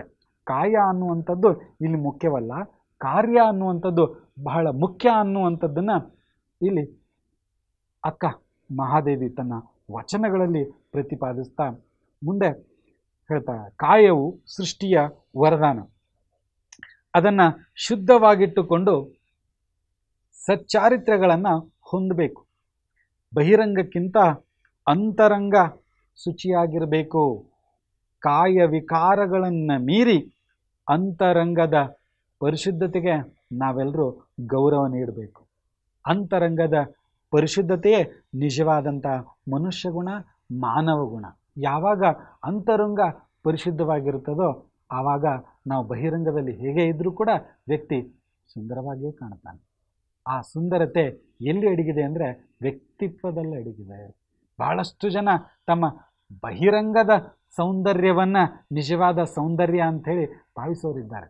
ಶರಣರೇ, ಅಂತರಂಗದ ಸೌಂದರ್ಯ ನಿಜವಾಗಿಯೂ ಬಹಿರಂಗದ ಸೌಂದರ್ಯಕ್ಕಿಂತ ಬಹಳ ಶ್ರೇಷ್ಠವಾದುದು ಅನ್ನೋದನ್ನು ನಾವು ಇಲ್ಲಿ ಮರೆಯಬಾರದು. ಇವನಾರವ ಎಂದೆನಿಸದಿರಯ್ಯ, ಇವ ನಮ್ಮವ ಎಂದೆನಿಸಯ್ಯ ಎಂಬ ಶರಣರ ನುಡಿಯಂತೆ ಶರಣ ಸಮಾಜವು ಕುಲ, ಗೋತ್ರ, ಜಾತಿ, ಪಂಥ, ಮತಗಳನ್ನೆಲ್ಲ ಅಳ್ಳಗಳೆದು ಸಮಾನ ಸಂಸ್ಕೃತಿಯನ್ನು, ಸಮಾನ ಒಂದು ಸಮಾಜವನ್ನು ಸ್ಥಾಪಿಸೋದಕ್ಕೆ ಅನೇಕ ಪ್ರಯತ್ನಗಳನ್ನು ಪಡ್ತು, ಅದರಲ್ಲಿ ಯಶಸ್ವಿನೂ ಕೂಡ ಆಯಿತು ಅನ್ನುವಂಥದ್ದನ್ನು ನಾವು ಗಮನಿಸ್ಬೋದು. ಶರಣರ ಚಿಂತನೆಗಳು ವಿಶ್ವ ಮಾನವ ಕಲ್ಯಾಣದ ಒಳಿತನ್ನು ಬಯಸಿ ವಿಶ್ವ ಪ್ರೇಮಕ್ಕೆ ನಿದರ್ಶನ ಆಗಿವೆ ಅನ್ನುವಂಥದ್ದನ್ನು ನಾವಿಲ್ಲಿ ಗಮನಿಸಬಹುದು. ಶರಣರು ತಮ್ಮನ್ನು ಹಿರಿಯರೆಂದು ಭಾವಿಸಿ ಇನ್ನೊಬ್ಬರನ್ನು ಕಿರಿಯರೆಂದು ತಿಳಿಯದೆ ನನಗಿಂತ ಕಿರಿಯರಿಲ್ಲ, ಶಿವಭಕ್ತರಿಗಿಂತ ಹಿರಿಯರಿಲ್ಲ ಎಂಬ ವಚನದ ಮೂಲಕ ಲೋಕದಲ್ಲಿ ನಾನೇ ಕಿರಿಯ, ನನಗಿಂತಲೂ ಹಿರಿಯರು ಸಾಕಷ್ಟಿದ್ದಾರೆ ಅನ್ನುವಂಥ ಮಾತನ್ನು ಆಡುವ ಮೂಲಕ ಇಲ್ಲಿ ತಮಗಿಂತಲೂ ತಮ್ಮ ಸುತ್ತಮುತ್ತಲಿನ ಜನ ಶ್ರೇಷ್ಠವಾದವರು ಎಂದು ಭಾವಿಸಿ ಅವರ ಒಂದು ಪ್ರೀತಿ, ವಿಶ್ವಾಸ, ಗೌರವ, ಅವರಿಗೆ ಅನೇಕ ಸಂದರ್ಭದಲ್ಲಿ ಪರಸ್ಪರ ಬದುಕೋದಕ್ಕೆ ಸಹಕಾರವನ್ನು ತೋರಿದಂಥವರು ಶರಣರಾಗಿದ್ದಾರೆ ಅನ್ನೋದನ್ನು ನಾವಿಲ್ಲಿ ಮರೆಯೋ ಹಾಗೆ. ಮೂರನೇ ಅಂಶಕ್ಕೆ ಹೋಗೋದಾದರೆ, ಹೆಣ್ಣು ಗಂಡೆಂಬ ಭೇದ ಅಂತಕ್ಕಂಥದ್ದು ಶರಣರಲ್ಲಿ ಇರಲಿಲ್ಲ. ಮಾನವ ಕುಲ ಒಂದೇ ಅಂತಕ್ಕಂಥ ಭಾವ ಶರಣರದು. ಇಲ್ಲಿ ಹೆಣ್ಣು ಗಂಡು ಜಾತಿಗಳ ನಡುವೆ ಕಲಹಗಳು ಉಂಟಾಗುವಂಥ ಸಂದರ್ಭದಲ್ಲಿ, ಮನುಷ್ಯನಲ್ಲಿ ಆ ಕಂದಕಗಳು ಉಂಟಾಗ್ತಾ ಇರುವಂಥ ಸಂದರ್ಭದಲ್ಲಿ ಇಲ್ಲಿ ಎಲ್ಲ ಒಂದು ವರ್ಗಗಳು ಸಮಾನ ಎಂದು ಹೇಳಿದ್ದಲ್ಲದೆ ಕೊನೆಗೆ ಗಂಡು ಹೆಣ್ಣು ಅಂತಕ್ಕಂಥ ಭೇದವೂ ಇಲ್ಲ, ಇಲ್ಲಿ ಗಂಡು ಮತ್ತು ಹೆಣ್ಣು ಒಂದೇ ಎಂಬ ಭಾವವನ್ನು ಪ್ರತಿಪಾದಿಸಿದವರು ಶರಣರು. ಜಗತ್ತಿನ ನಾವು ಅನೇಕ ಧರ್ಮಗಳನ್ನು ನೋಡ್ತಾ ಇದ್ದೀವಿ. ಆ ಎಲ್ಲ ಧರ್ಮಗಳಲ್ಲೂ ಕೂಡ ಹೆಣ್ಣಿಗೆ ಯಾವ ಸ್ಥಾನಮಾನ ಇತ್ತು ಅಂಥೇಳಿ ನಾವು ಅವಲೋಕನ ಮಾಡಿದಾಗ ನಿಮಗೆ ಸಹಜವಾಗಿಯೇ ಆ ಸ್ಥಾನಮಾನಗಳ ಅರಿವು ಆಗ್ತದೆ ಅಂತ ಹೇಳಿ ನಾನು ಭಾವಿಸ್ತಾ ಇದ್ದೆ. ಹೆಣ್ಣನ್ನು ಎಷ್ಟು ನಿಕೃಷ್ಟವಾಗಿ ಕಾಣ್ತಾ ಇದ್ರು. ಯಾವುದೇ ಒಂದು ಧಾರ್ಮಿಕ ವಿಧಿವಿಧಾನಗಳಿಗೂ ಅವಳಿಗೆ ಅವಕಾಶ ಅಂತಕ್ಕಂಥದ್ದು ಇರಲಿಲ್ಲ. ಹೊಸ್ತಿಲ್ಲ, ಒಳಗಿನ ಒಂದು ಜೀವನಕ್ಕೆ ಮಾತ್ರ ಸೀಮಿತವಾಗಿದ್ದಂಥ ಒಂದು ಹೆಣ್ಣು ಮಗಳನ್ನು ಸಮಾಜದ ಮುನ್ನೆಲೆಗೆ ತಂದು ಅವಳ ಮನದ, ಅವಳ ಅಂತರಂಗದ ಒಂದು ಭಾವನೆಗಳನ್ನು ಅಭಿವ್ಯಕ್ತ ಮಾಡೋದಕ್ಕೆ ಅವಕಾಶ ಮಾಡಿಕೊಟ್ಟಂಥದ್ದು ಶರಣ ಧರ್ಮ, ಬಸವ ಧರ್ಮ ಅನ್ನೋದನ್ನು ನಾವಿಲ್ಲಿ ಮತ್ತೆ ಮತ್ತೆ ನೆನಪಿಸ್ಕೋಬೇಕಾಗುತ್ತೆ. ಶರಣರ ಇವೆಲ್ಲ ಧರ್ಮಗಳನ್ನು ನೋಡಿದಾಗ ಅವೆಲ್ಲವೂ ಕೂಡ ಬಸವ ಧರ್ಮಕ್ಕೆ ಪೂರ್ವದಲ್ಲಿ ಆಚರಣೆಯಲ್ಲಿದ್ದಂಥ ಧರ್ಮಗಳು. ಆ ಎಲ್ಲ ಧರ್ಮಗಳು ಇಲ್ಲಿ ಹೆಣ್ಣಿಗೆ ಯಾವುದೇ ರೀತಿಯಾದಂಥ ಹಕ್ಕು, ಸ್ವಾತಂತ್ರ್ಯವನ್ನು ಕೊಟ್ಟಿರುವಂಥ ಉಲ್ಲೇಖವನ್ನು ನಾವು ಗಮನಿಸೋದೇ ಇಲ್ಲ. ಧಾರ್ಮಿಕ ವಿಧಿವಿಧಾನಗಳಲ್ಲೂ ಕೂಡ ಹೆಣ್ಣಿಗೆ ನಿಷೇಧ ಅನ್ನುವಂಥದ್ದಿತ್ತು. 19ನೇ ಶತಮಾನದ ಆರಂಭದವರೆಗೂ ಸ್ತ್ರೀಯರಿಗೆ ಯಾವುದೇ ಹಕ್ಕು ಬಾಧ್ಯತೆಗಳನ್ನು ನೀಡಲಿಲ್ಲ. ವಿಶ್ವದ ಅತಿದೊಡ್ಡ ಪ್ರಜಾಪ್ರಭುತ್ವ ರಾಷ್ಟ್ರವೆಂದು ಬೀಗುವ ಭಾರತದಲ್ಲೂ ಮೊಟ್ಟ ಮೊದಲ ಪದವಿಯನ್ನು ಪಡೆತಕ್ಕಂಥ ಮಹಿಳೆ ಅಂತಂದರೆ ಕೋರ್ಮಿಯಾ ಸ್ವರಾಜ್. ಅದು 1885ರಲ್ಲಿ ಪುಣೆಯ ಡೆಕ್ಕನ್ ಕಾಲೇಜಿನಿಂದ ಮೊಟ್ಟ ಮೊದಲ ಬಾರಿಗೆ 1885ರಲ್ಲಿ ಕೋರ್ಮಿಯಾ ಸ್ವರಾಜ್ಯ ಅಂತಕ್ಕಂಥ ಹೆಣ್ಣು ಮಗಳಿಗೆ ಮೊದಲು ಪದವಿ ಸಿಗ್ತದೆ. ಇನ್ನು ವಿಶ್ವದ ಮಾತುಗಳನ್ನು ನಾವು ನೋಡಿದಾಗ ಅಂತಾರಾಷ್ಟ್ರೀಯ ಒಂದು ಮಟ್ಟದಲ್ಲಿ ಅನೇಕ ರೋಟರಿ ಕ್ಲಬ್ಗಳನ್ನು ಸ್ಥಾಪನೆ ಮಾಡಿರೋದನ್ನು ನಾವು ಗಮನಿಸ್ತಾ ಇದ್ದೀವಿ. ಆವರೆಗೂ ಯಾವುದೇ ಒಂದು ಕ್ಲಬ್ ಕೂಡ ಒಂದು ಹೆಣ್ಣು ಮಗಳಿಗೆ ಒಂದು ಸದಸ್ಯತ್ವವನ್ನು ನೀಡಲಿಲ್ಲ. 1989ವರೆಗೂ ಕೂಡ ಯಾವುದೇ ಒಂದು ರೋಟರಿ ಕ್ಲಬ್ ಕೂಡ ಒಂದು ಹೆಣ್ಣಿಗೆ ಸದಸ್ಯತ್ವವನ್ನು ನೀಡಲಿಲ್ಲ. ಇಲ್ಲಿ ಬಹುಮುಖ್ಯವಾಗಿ ನಾವು ಗಮನಿಸಬೇಕಾದಂಥ ಒಂದು ಅಂಶ ಇದೆ. ಶರಣರು ಮೋಕ್ಷ ಸಾಧನೆಯ ಮಾರ್ಗದಲ್ಲಿ ಹೆಣ್ಣು ಗಂಡೆಂಬ ಭೇದವಿಲ್ಲ, ಸ್ತ್ರೀ ಪುರುಷ ಸಮಾನರು ಎಂಬುದು ಬಸವ ಧರ್ಮದ ತಿರುಳಾಗಿದೆ. ಸ್ತ್ರೀ ಪುರುಷರು ಇಲ್ಲಿ ಸಮಾನರು. ದೇಹವು ಪಂಚಭೂತಾತ್ಮಕವಾದದ್ದು. ಆತ್ಮಕ್ಕೆ ಯಾವುದೇ ರೀತಿಯಾದಂಥ ಪುಲ್ಲಿಂಗ, ಸ್ತ್ರೀಲಿಂಗ, ನಪುಂಸಕ ಲಿಂಗದಿಂದ ಗುರುತಿಸಲಾಗದು. ಆದುದರಿಂದ ಮಾನವರಲ್ಲಿ ಯಾವುದೇ ತರತಮ ಭಾವಗಳಿಲ್ಲ. ಈ ದೇಹದಲ್ಲಿ ಇರುವ ಆತ್ಮ ಹೆಣ್ಣು ಅಲ್ಲ, ಗಂಡು ಅಲ್ಲ ಎಂಬ ಶರಣೆ ಗೊಗ್ಗವೆಯ ಮಾತನ್ನು ನಾವಿಲ್ಲಿ ಸ್ಮರಿಸ್ಕೊಳ್ಬೋದು. ಮೊಲೆ ಮೂಡಿ ಬಂದಡೆ ಹೆಣ್ಣೆಂಬರು, ಮೀಸೆ ಕಾಸೆ ಬಂದಡೆ ಗಂಡೆಂಬರು. ಈ ಉಭಯವ ಜ್ಞಾನವು ಹೆಣ್ಣೋ ಗಂಡೋ ನಾಸ್ತಿ ಮಾತ. ಆತ್ಮಕ್ಕೆ ಯಾವ ರೀತಿಯಾದಂಥ ಒಂದು ಭಾವದಿಂದ ನಾವು ಗುರುತಿಸ್ಲಿಕ್ಕೆ ಸಾಗೋದು? ಅದನ್ನ ಹೆಣ್ಣು ಅನ್ಬಹುದೇ? ಆತ್ಮವನ್ನ ಗಂಡು ಎನ್ನಲಾದೀತೆ? ಆತ್ಮಕ್ಕೆ ಆವ ಒಂದು ಜಾತಿಯೂ ಇಲ್ಲ. ಅದು ಹೆಣ್ಣು ಅಲ್ಲ ಗಂಡು ಅಲ್ಲ ಅನ್ನುವ ಮೂಲಕ ಒಂದು ಹೆಜ್ಜೆ ಮುಂದೆ ಹೋಗಿ ಸ್ತ್ರೀ ಪುರುಷರಿಬ್ಬರೂ ಸಮಾನರು, ಅದರಲ್ಲಿ ಪುರುಷ ಹೆಚ್ಚು ಸ್ತ್ರೀ ಕಡಿಮೆ, ಸ್ತ್ರೀ ಹೆಚ್ಚು ಪುರುಷ ಕಡಿಮೆ ಅನ್ನುವಂಥ ಭಾವಗಳಿಲ್ಲ ಎನ್ನುವ ಮೂಲಕ ಸ್ತ್ರೀ ಪುರುಷರಿಬ್ಬರೂ ಸಮಾನರು ಎಂಬ ಸಂದೇಶ ನಿಜವಾಗಿಯೂ ಸಹಿತ ಇಲ್ಲಿ ವಿಶ್ವ ಬಂಧುತ್ವಕ್ಕೆ ಒಂದು ಪ್ರೇರಕದಾಯಕ ಅಂಶವಾಗಿದೆ ಅನ್ನೋದನ್ನು ನಾವಿಲ್ಲಿ ಗಮನಿಸಬೇಕು. ಇಲ್ಲಿ ಒಂದು ವಿಚಾರವನ್ನು ನಾವು ಗಮನಿಸಬೇಕಾದಂಥ ಅವಶ್ಯಕತೆ ಇದೆ. ತಾಯಿಯ ಗರ್ಭದಲ್ಲಿರುವ ಮಗು ಹೆಣ್ಣೋ ಗಂಡೋ ಎಂದು ತಿಳಿಯುವ ಪೂರ್ವದಲ್ಲಿಯೇ ಲಿಂಗ ದೀಕ್ಷೆಯನ್ನು ನೀಡುವ ಪರಂಪರೆ ಬಸವ ಧರ್ಮದಲ್ಲಿದೆ. ಶರಣರು ಪೂಜಿಸುವ ಇಷ್ಟಲಿಂಗವನ್ನು ಸ್ತ್ರೀ ಪುರುಷರೆಂಬ ಭೇದವಿಲ್ಲದೆ ಯಾರಾದರೂ ಇಲ್ಲಿ ಧರಿಸಬಹುದು, ಮತ್ತೆ ಪೂಜಿಸಲೂಬಹುದು. ಆದರೆ ನಾವು ಇತರ ಧರ್ಮಗಳನ್ನು ಗಮನಿಸಿದಾಗ ಅಲ್ಲಿ ಬೇರೆ ಬೇರೆ ವಿಧಿವಿಧಾನಗಳೇ ಇದೆ. ಸಾಮಾಜಿಕವಾಗಿ ಧಾರ್ಮಿಕವಾಗಿ ಸ್ತ್ರೀಗೆ ಇರುವಂಥ ಒಂದು ಹಕ್ಕುಗಳನ್ನು ಸ್ವಾತಂತ್ರ್ಯವನ್ನು ಮೊಟಕುಗೊಳಿಸಲಾಗಿದೆ ಅನ್ನೋದನ್ನು ನಾವಿಲ್ಲಿ ಗಮನಿಸಬಹುದು. ಆದರೆ 12ನೇ ಶತಮಾನದಲ್ಲಿಯೇ ಅಕ್ಕ ಮಹಾದೇವಿ, ಅಕ್ಕನಾಗಮ್ಮ, ಐದಕ್ಕಿಲಕ್ಕಮ್ಮ, ಗಂಗಾಂಬಿಕೆ, ನೀಲಾಂಬಿಕೆ, ಮುಕ್ತಾಯಕ್ಕ, ಸತ್ಯಕ್ಕ, ಗೊಗ್ಗವ್ವೆ ಇನ್ನೂ ಮುಂತಾದ ಹೆಸರುಗಳನ್ನು ನಾವಿಲ್ಲಿ ಹೇಳಬಹುದು. ಅವರೆಲ್ಲರೂ ಕೂಡ ಅನುಭವ ಮಂಟಪದಲ್ಲಿ ಪುರುಷ ಸಮನಾಗಿ ಕುಳಿತುಕೊಂಡು ಇಲ್ಲಿ ತಮ್ಮ ಅಂತರಂಗದ ಭಾವನೆಗಳನ್ನು ಹಂಚಿಕೊಂಡಿದ್ದಾರೆ ಅನ್ನೋದನ್ನು ನಾವಿಲ್ಲಿ ಗಮನಿಸ್ತಕ್ಕಂಥದ್ದು. ಯಾವ ಜಗತ್ತಿನಲ್ಲಿ ತನ್ನ ಸ್ವಾತಂತ್ರ್ಯಕ್ಕಾಗಿ ತನ್ನ ಅಸ್ತಿತ್ವಕ್ಕಾಗಿ ಪರದಾಡ್ತಕ್ಕಂಥ ಒಂದು ಹೆಣ್ಣು ಮಗಳ ಒಂದು ಸ್ಥಿತಿಯನ್ನು ಅವಲೋಕಿಸಿದಂಥ ಶರಣ ಪರಂಪರೆ ಹೆಣ್ಣು ಮಗಳಿಗೂ ಕೂಡ ಸರಿಸಮಾನಾದ ಸ್ಥಾನಮಾನವನ್ನು ಕೊಟ್ಟು ಅವಳಿಗೆ ಒಂದು ಗೌರವವನ್ನು ಕಲ್ಪಿಸಿದಂಥ ಸಮಾಜ ಶರಣ ಸಮಾಜ ಅನ್ನುವಂಥದ್ದನ್ನು ನಾವಿಲ್ಲಿ ಮರೆಯೋ ಹಾಗಿಲ್ಲ. ಇದಕ್ಕಾಗಿ ಅವರು ಒಂದು ವೇದಿಕೆಯನ್ನು ಕಲ್ಪಿಸಿ ಆ ವೇದಿಕೆಗೆ ಅನುಭವ ಮಂಟಪ ಅನ್ನುವಂಥ ಹೆಸರನ್ನು ಇಟ್ಟು ಅಲ್ಲಿ ಸ್ತ್ರೀ ಪುರುಷರಿಬ್ಬರೂ ಸಮನಾಗಿ ಕುಳಿತುಕೊಂಡು ತಮ್ಮ ಒಂದು ಚಿಂತನೆಗಳನ್ನು ಮಾಡ್ತಾ ಇದ್ರು ಅಂತಕ್ಕಂಥದ್ದನ್ನು ನಾವಿಲ್ಲಿ ಗಮನಿಸ್ತಕ್ಕಂಥದ್ದು. ಸತಿಪತಿಗಳೊಂದಾದ ಭಕ್ತಿ ಹಿತವಪ್ಪುದು ಶಿವಂಗೆ ಎಂಬ ಜೇಡರ ದಾಸಿಮಯ್ಯನ ನುಡಿಯಂತೆ ಎಲ್ಲ ಕ್ಷೇತ್ರಗಳಲ್ಲಿಯೂ ಸ್ತ್ರೀಯರಿಗೆ ಸರಿಸಮನಾದ ಹಕ್ಕನ್ನು ಬಸವ ಧರ್ಮ ಕಲ್ಪಿಸಿಕೊಟ್ಟಿದ್ದೇವೆ. ಆದ್ದರಿಂದ ಬಸವ ಧರ್ಮ ವಿಶ್ವಮಾನ್ಯ ಎಂಬುದನ್ನು ನಾವಿಲ್ಲಿ ಗಮನಿಸಬಹುದು. ಇನ್ನು ವೃತ್ತಿಗಳ ವಿಷಯಕ್ಕೆ ಬಂದಾಗ ನನ್ನ ವೃತ್ತಿ ದೊಡ್ಡದು, ನಾನು ಉನ್ನತ ಒಂದು ಸ್ಥಾನದಲ್ಲಿದ್ದೇನೆ, ನಂದು ಬಿಳಿ ಕಾಲರಿನ ವೃತ್ತಿ, ನನ್ನದು ನೀಲಿ ಕಾಲರಿನ ವೃತ್ತಿ. ಆ ವೃತ್ತಿಗಳಲ್ಲೂ ಕೂಡ ಇವತ್ತಿನ ಸಂದರ್ಭದಲ್ಲಿ ನಾವು ತಾರತಮ್ಯಗಳನ್ನು ನೋಡ್ತಾ ಇದ್ದೀವಿ. ಅದು ಈ ಕಾಲದ ಪ್ರೇರಣೆಯಲ್ಲ, ಪೂರ್ವಕಾಲದಿಂದಲೂ ಕೂಡ ಅದು ಇತ್ತು. ಆ ಸಂದರ್ಭದಲ್ಲಿ ನಾವು ವರ್ಣ ವ್ಯವಸ್ಥೆಯನ್ನು ನೋಡ್ತಾ ಇದ್ದೀವಿ. ಆ ವರ್ಣ ವ್ಯವಸ್ಥೆಗಳಲ್ಲಿರುವಂಥ ಕಾಯಕಗಳ ಏಣಿ ಶ್ರೇಣಿಗಳನ್ನು ಕೂಡ ನೋಡ್ತಾ ಇದ್ವಿ.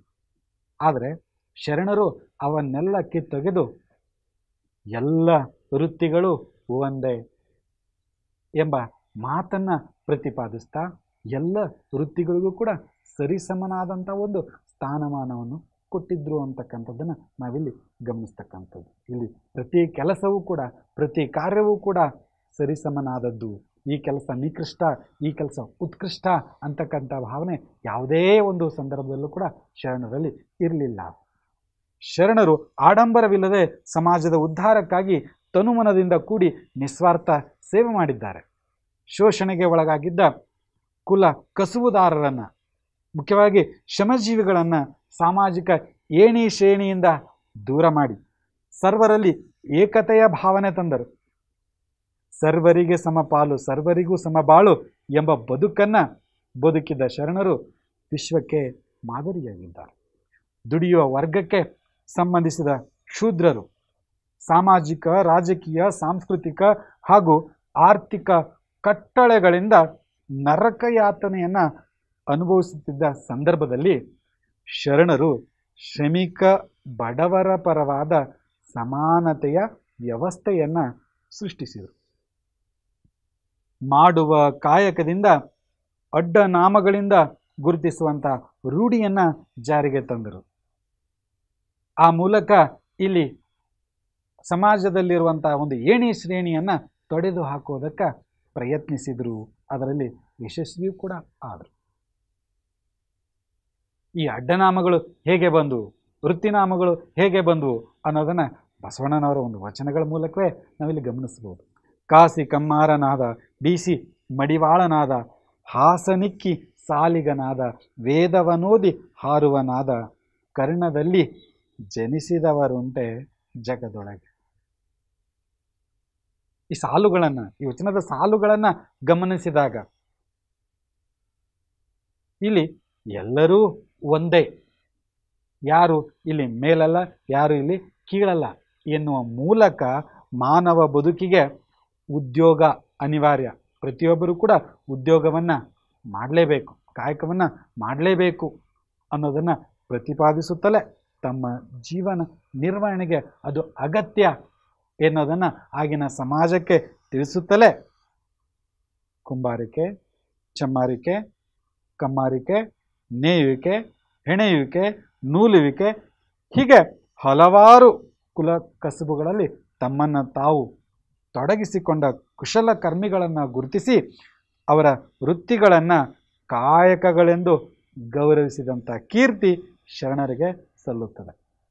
ವೃತ್ತಿಗಳನ್ನು ಜಾತಿಗಳನ್ನಾಗಿಸಿದ ಪೂರ್ವ ಧರ್ಮಗಳ ವಿರುದ್ಧವಾಗಿ ಶರಣರು ವಚನ ಚಳುವಳಿ ನಡೆಸಿದರು. ನಾಡಿನ ಸಕಲ ಕಾಯಕ ಜೀವಿಗಳನ್ನು ಒಂದುಗೂಡಿಸಿ ಸದಾಚಾರ ಸದ್ವರ್ತನೆಗಳನ್ನು ಬಿತ್ತುವಂಥ ಕಾರ್ಯವನ್ನು ಮಾಡಿದರು. ಕಲ್ಯಾಣದಲ್ಲಿ ಸಾವಿರಾರು ಸಂಖ್ಯೆಯ ಶರಣರು ನೆಲೆಯನ್ನು ಪಡೆದಿದ್ದರು. ಅವರಲ್ಲಿ 300ಕ್ಕೂ ಹೆಚ್ಚು ಬಗೆಯ ಕಾಯಕಗಳನ್ನು ಅವರು ನಿರ್ವಹಿಸ್ತಾ ಇದ್ದರು. ಇವರಲ್ಲಿ ಯಾವುದೇ ಭೇದ ಅಂತಕ್ಕಂಥದ್ದು ಇರಲಿಲ್ಲ.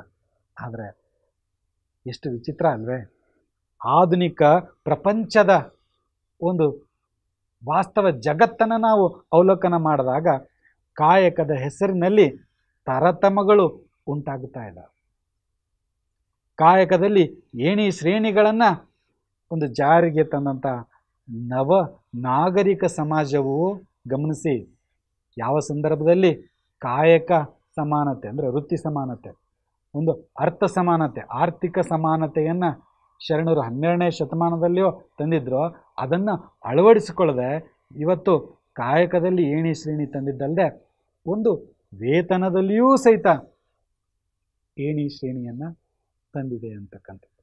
ಆದರೆ ಶರಣ ಧರ್ಮ ಹೇಳ್ತದೆ ಸಮಾನ ಕಾಯಕ ಸಮಾನ ವೇತನ ಎಂಬ ತತ್ವದಡಿ ಅದು ಯಾವಾಗಲೂ ಕಾರ್ಯವನ್ನು ನಿರ್ವಹಿಸ್ತಾ ಇತ್ತು. ಆ ತತ್ವವು ಈ ಜಗತ್ತಿನಲ್ಲಿ ಅಳವಡಿಸ್ಕೊಂಡೋದಾದರೆ ಸಮಾಜ ಎಷ್ಟು ಒಂದು ಸಹಕಾರ ತತ್ವದಿಂದ, ಸಹಕಾರ ಮನೋಭಾವದಿಂದ ಜೀವಿಸಬಹುದು ಅಲ್ವೇ? ಇಂತಹ ತತ್ವಗಳನ್ನು ನಾವು ಮತ್ತೆ ಮತ್ತೆ ನೆನಪಿಸ್ಕೊಳ್ಳೋದು ಸಾಧ್ಯವಾದಷ್ಟು ಮಟ್ಟಿಗೆ ಅವುಗಳನ್ನು ಜೀವನದಲ್ಲಿ ಅಳವಡಿಸ್ಕೊಂಡಿದ್ದೇ ಆದರೆ ನಿಜಕ್ಕೂ ನಮ್ಮ ಬದುಕು ಸುಂದರವಾಗಲಿದೆ ಶರಣರ. ಇನ್ನು ಮುಂದಿನ ಅಂಶಕ್ಕೆ ಹೋಗೋದಾದರೆ, ಮಾನವ ಬದುಕಿಗೆ ಭೂಷಣವಾದದ್ದು ಕಾಯಕ. ಕಾಯಕ ಇಲ್ಲದೆ ಮಾನವನ ಬದುಕು ಅಪೂರ್ಣವಾಗುವುದು. ಲೋಕದ ಪ್ರತಿಯೊಂದು ಜೀವಿಯೂ ತನ್ನ ಒಂದು ಪಾಲಿನ ಕರ್ತವ್ಯವನ್ನು ಪೂರ್ಣಗೊಳಿಸಿಯೇ ಆ ದಿನದ ಒಂದು ಊಟವನ್ನು ಮಾಡ್ತದೆ, ಆ ದಿನದ ಒಂದು ತುತ್ತನ್ನು ಸೇವಿಸ್ತದೆ. ಶ್ರಮವಿಲ್ಲದೆ ಯಾವ ಜೀವಿಯೂ ಸಹಿತ ಇಲ್ಲಿ ತನ್ನ ಪಾಲಿನ ಊಟವನ್ನು ಮಾಡಲಾರದು. ನೀವು ಗಮನಿಸಿ, ಒಂದು ಪಕ್ಷಿ, ಒಂದು ಪ್ರಾಣಿ, ಒಂದು ಗೆದ್ದಲು ಹುಳವನ್ನು ನಾವು ಗಮನಿಸಿದಾಗ, ಒಂದು ಗೆದ್ದಲು ಹುಳ ನೋಡಿ ಎಷ್ಟು ಸಣ್ಣ ಹುಳ ಅದು, ಆದರೂ ಸಹಿತ ಆ ಗೆದ್ದಲು ಹುಳ ತನಗೆ ಬೇಕಾದ ಒಂದು ಇರುವೆಯನ್ನು ಗಮನಿಸ್ಬೋದು ನಾವು. ಆ ಇರುವೆಯೂ ಸಹಿತ ತನಗೆ ಬೇಕಾದ ಒಂದು ಆಹಾರವನ್ನು ಹುಡುಕಿ ತನಗೆ ಮುಂದಿನ ಒಂದು ಸಂದರ್ಭಕ್ಕೆ ಬೇಕಾಗ್ತದೆ, ಮುಂದಿನ ಒಂದು ಕಾಲಕ್ಕೆ ಬೇಕಾಗ್ತದೆ ಅಂಥೇಳಿ ಬಹಳ ಒಂದು ಶ್ರದ್ಧೆಯಿಂದ ತನಗಿಂತಲೂ 100 ಪಟ್ಟು ಭಾರವಾದಂಥ ಒಂದು ಆಹಾರವನ್ನು ಸಂಗ್ರಹಿಸುವಂಥ ಕೆಲಸ ಮಾಡ್ತದೆ. ಆದರೆ ಮನುಷ್ಯ ಈ ಸಂದರ್ಭದಲ್ಲಿ ಕಾಯಕದಿಂದ ವಿಮುಖನಾಗ್ತಾ ಇರತಕ್ಕಂಥದ್ದು ದುರಂತದ ಸಂಗತಿ. ಒಂದು ಸಮಾಜವು ಉತ್ಕೃಷ್ಟವಾಗಿ ಬದುಕಬೇಕಾದ್ರೆ ಕಾಯಕ ಅಂತಕ್ಕಂಥದ್ದು ಅನಿವಾರ್ಯ. ಕಾಯಕವಿಲ್ಲದೆ ಆ ಸಮಾಜ ಅಭಿವೃದ್ಧಿ ಹೊಂದಲಾರದು. ಅದಕ್ಕಾಗಿಯೇ ಶರಣರು ಹೇಳಿದ್ದು ಕಾಯಕ ಅನ್ನುವಂಥದ್ದು ಇರಲೇಬೇಕು. ಯಾಕಂದರೆ ಕಾಯಕದಿಂದ ನಾವು ಕೈಲಾಸವನ್ನು ಕಾಣಲಿಕ್ಕೆ ಸಾಧ್ಯ ಇದೆ. ಮಾನವನ ವ್ಯಕ್ತಿತ್ವ ರೂಪುಗೊಳ್ಳಲು, ಬದುಕು ಶ್ರೇಷ್ಠವಾಗಲು ಉದ್ಯೋಗ ಬಹಳ ಮಹತ್ವವಾಗಿದೆ. ಉದ್ಯೋಗವನ್ನು ಶರಣರು ಕಾಯಕ ಅಂತ ಕರೆದಿದ್ದಾರೆ. ನೀವು ಗಮನಿಸ್ಬೋದು, ಪ್ರತಿಯೊಬ್ಬರೂ ಒಂದಲ್ಲ ಒಂದು ಕಾಯಕವನ್ನು ಮಾಡ್ತಲೇ ಇರಬೇಕು. ಶರಣರ ಸಮಾಜದ ಪ್ರಮುಖ ಲಕ್ಷಣ ಅಂತಂದರೆ ಅದೇ, ಪ್ರತಿಯೊಬ್ಬರೂ ಕೂಡ ಕಾಯಕ, ಆವ ಕಾಯಕವಾದರೂ ಸರಿಯೇ ಕಾಯಕದಲ್ಲಿ ನಿರತನಾಗಬೇಕು ಅನ್ನುವಂತಕ್ಕಂಥದ್ದು ಶರಣರ ಮಾತಾಗಿದೆ ಅಂತಕ್ಕಂಥದ್ದು. ಕಾಯಕ ಯಾವುದೇ ಆಗಿರಬಹುದು, ಆದರೆ ಆತ್ಮೋನ್ನತಿಗಾಗಿ ಆ ಕಾಯಕ ಅತ್ಯಗತ್ಯ. ಕಾಯಕ ಮಾಡದೆ ಉಣ್ಣುವುದು ಶರಣರ ದೃಷ್ಟಿಯಲ್ಲಿ ಆತ್ಮವಂಚನೆ.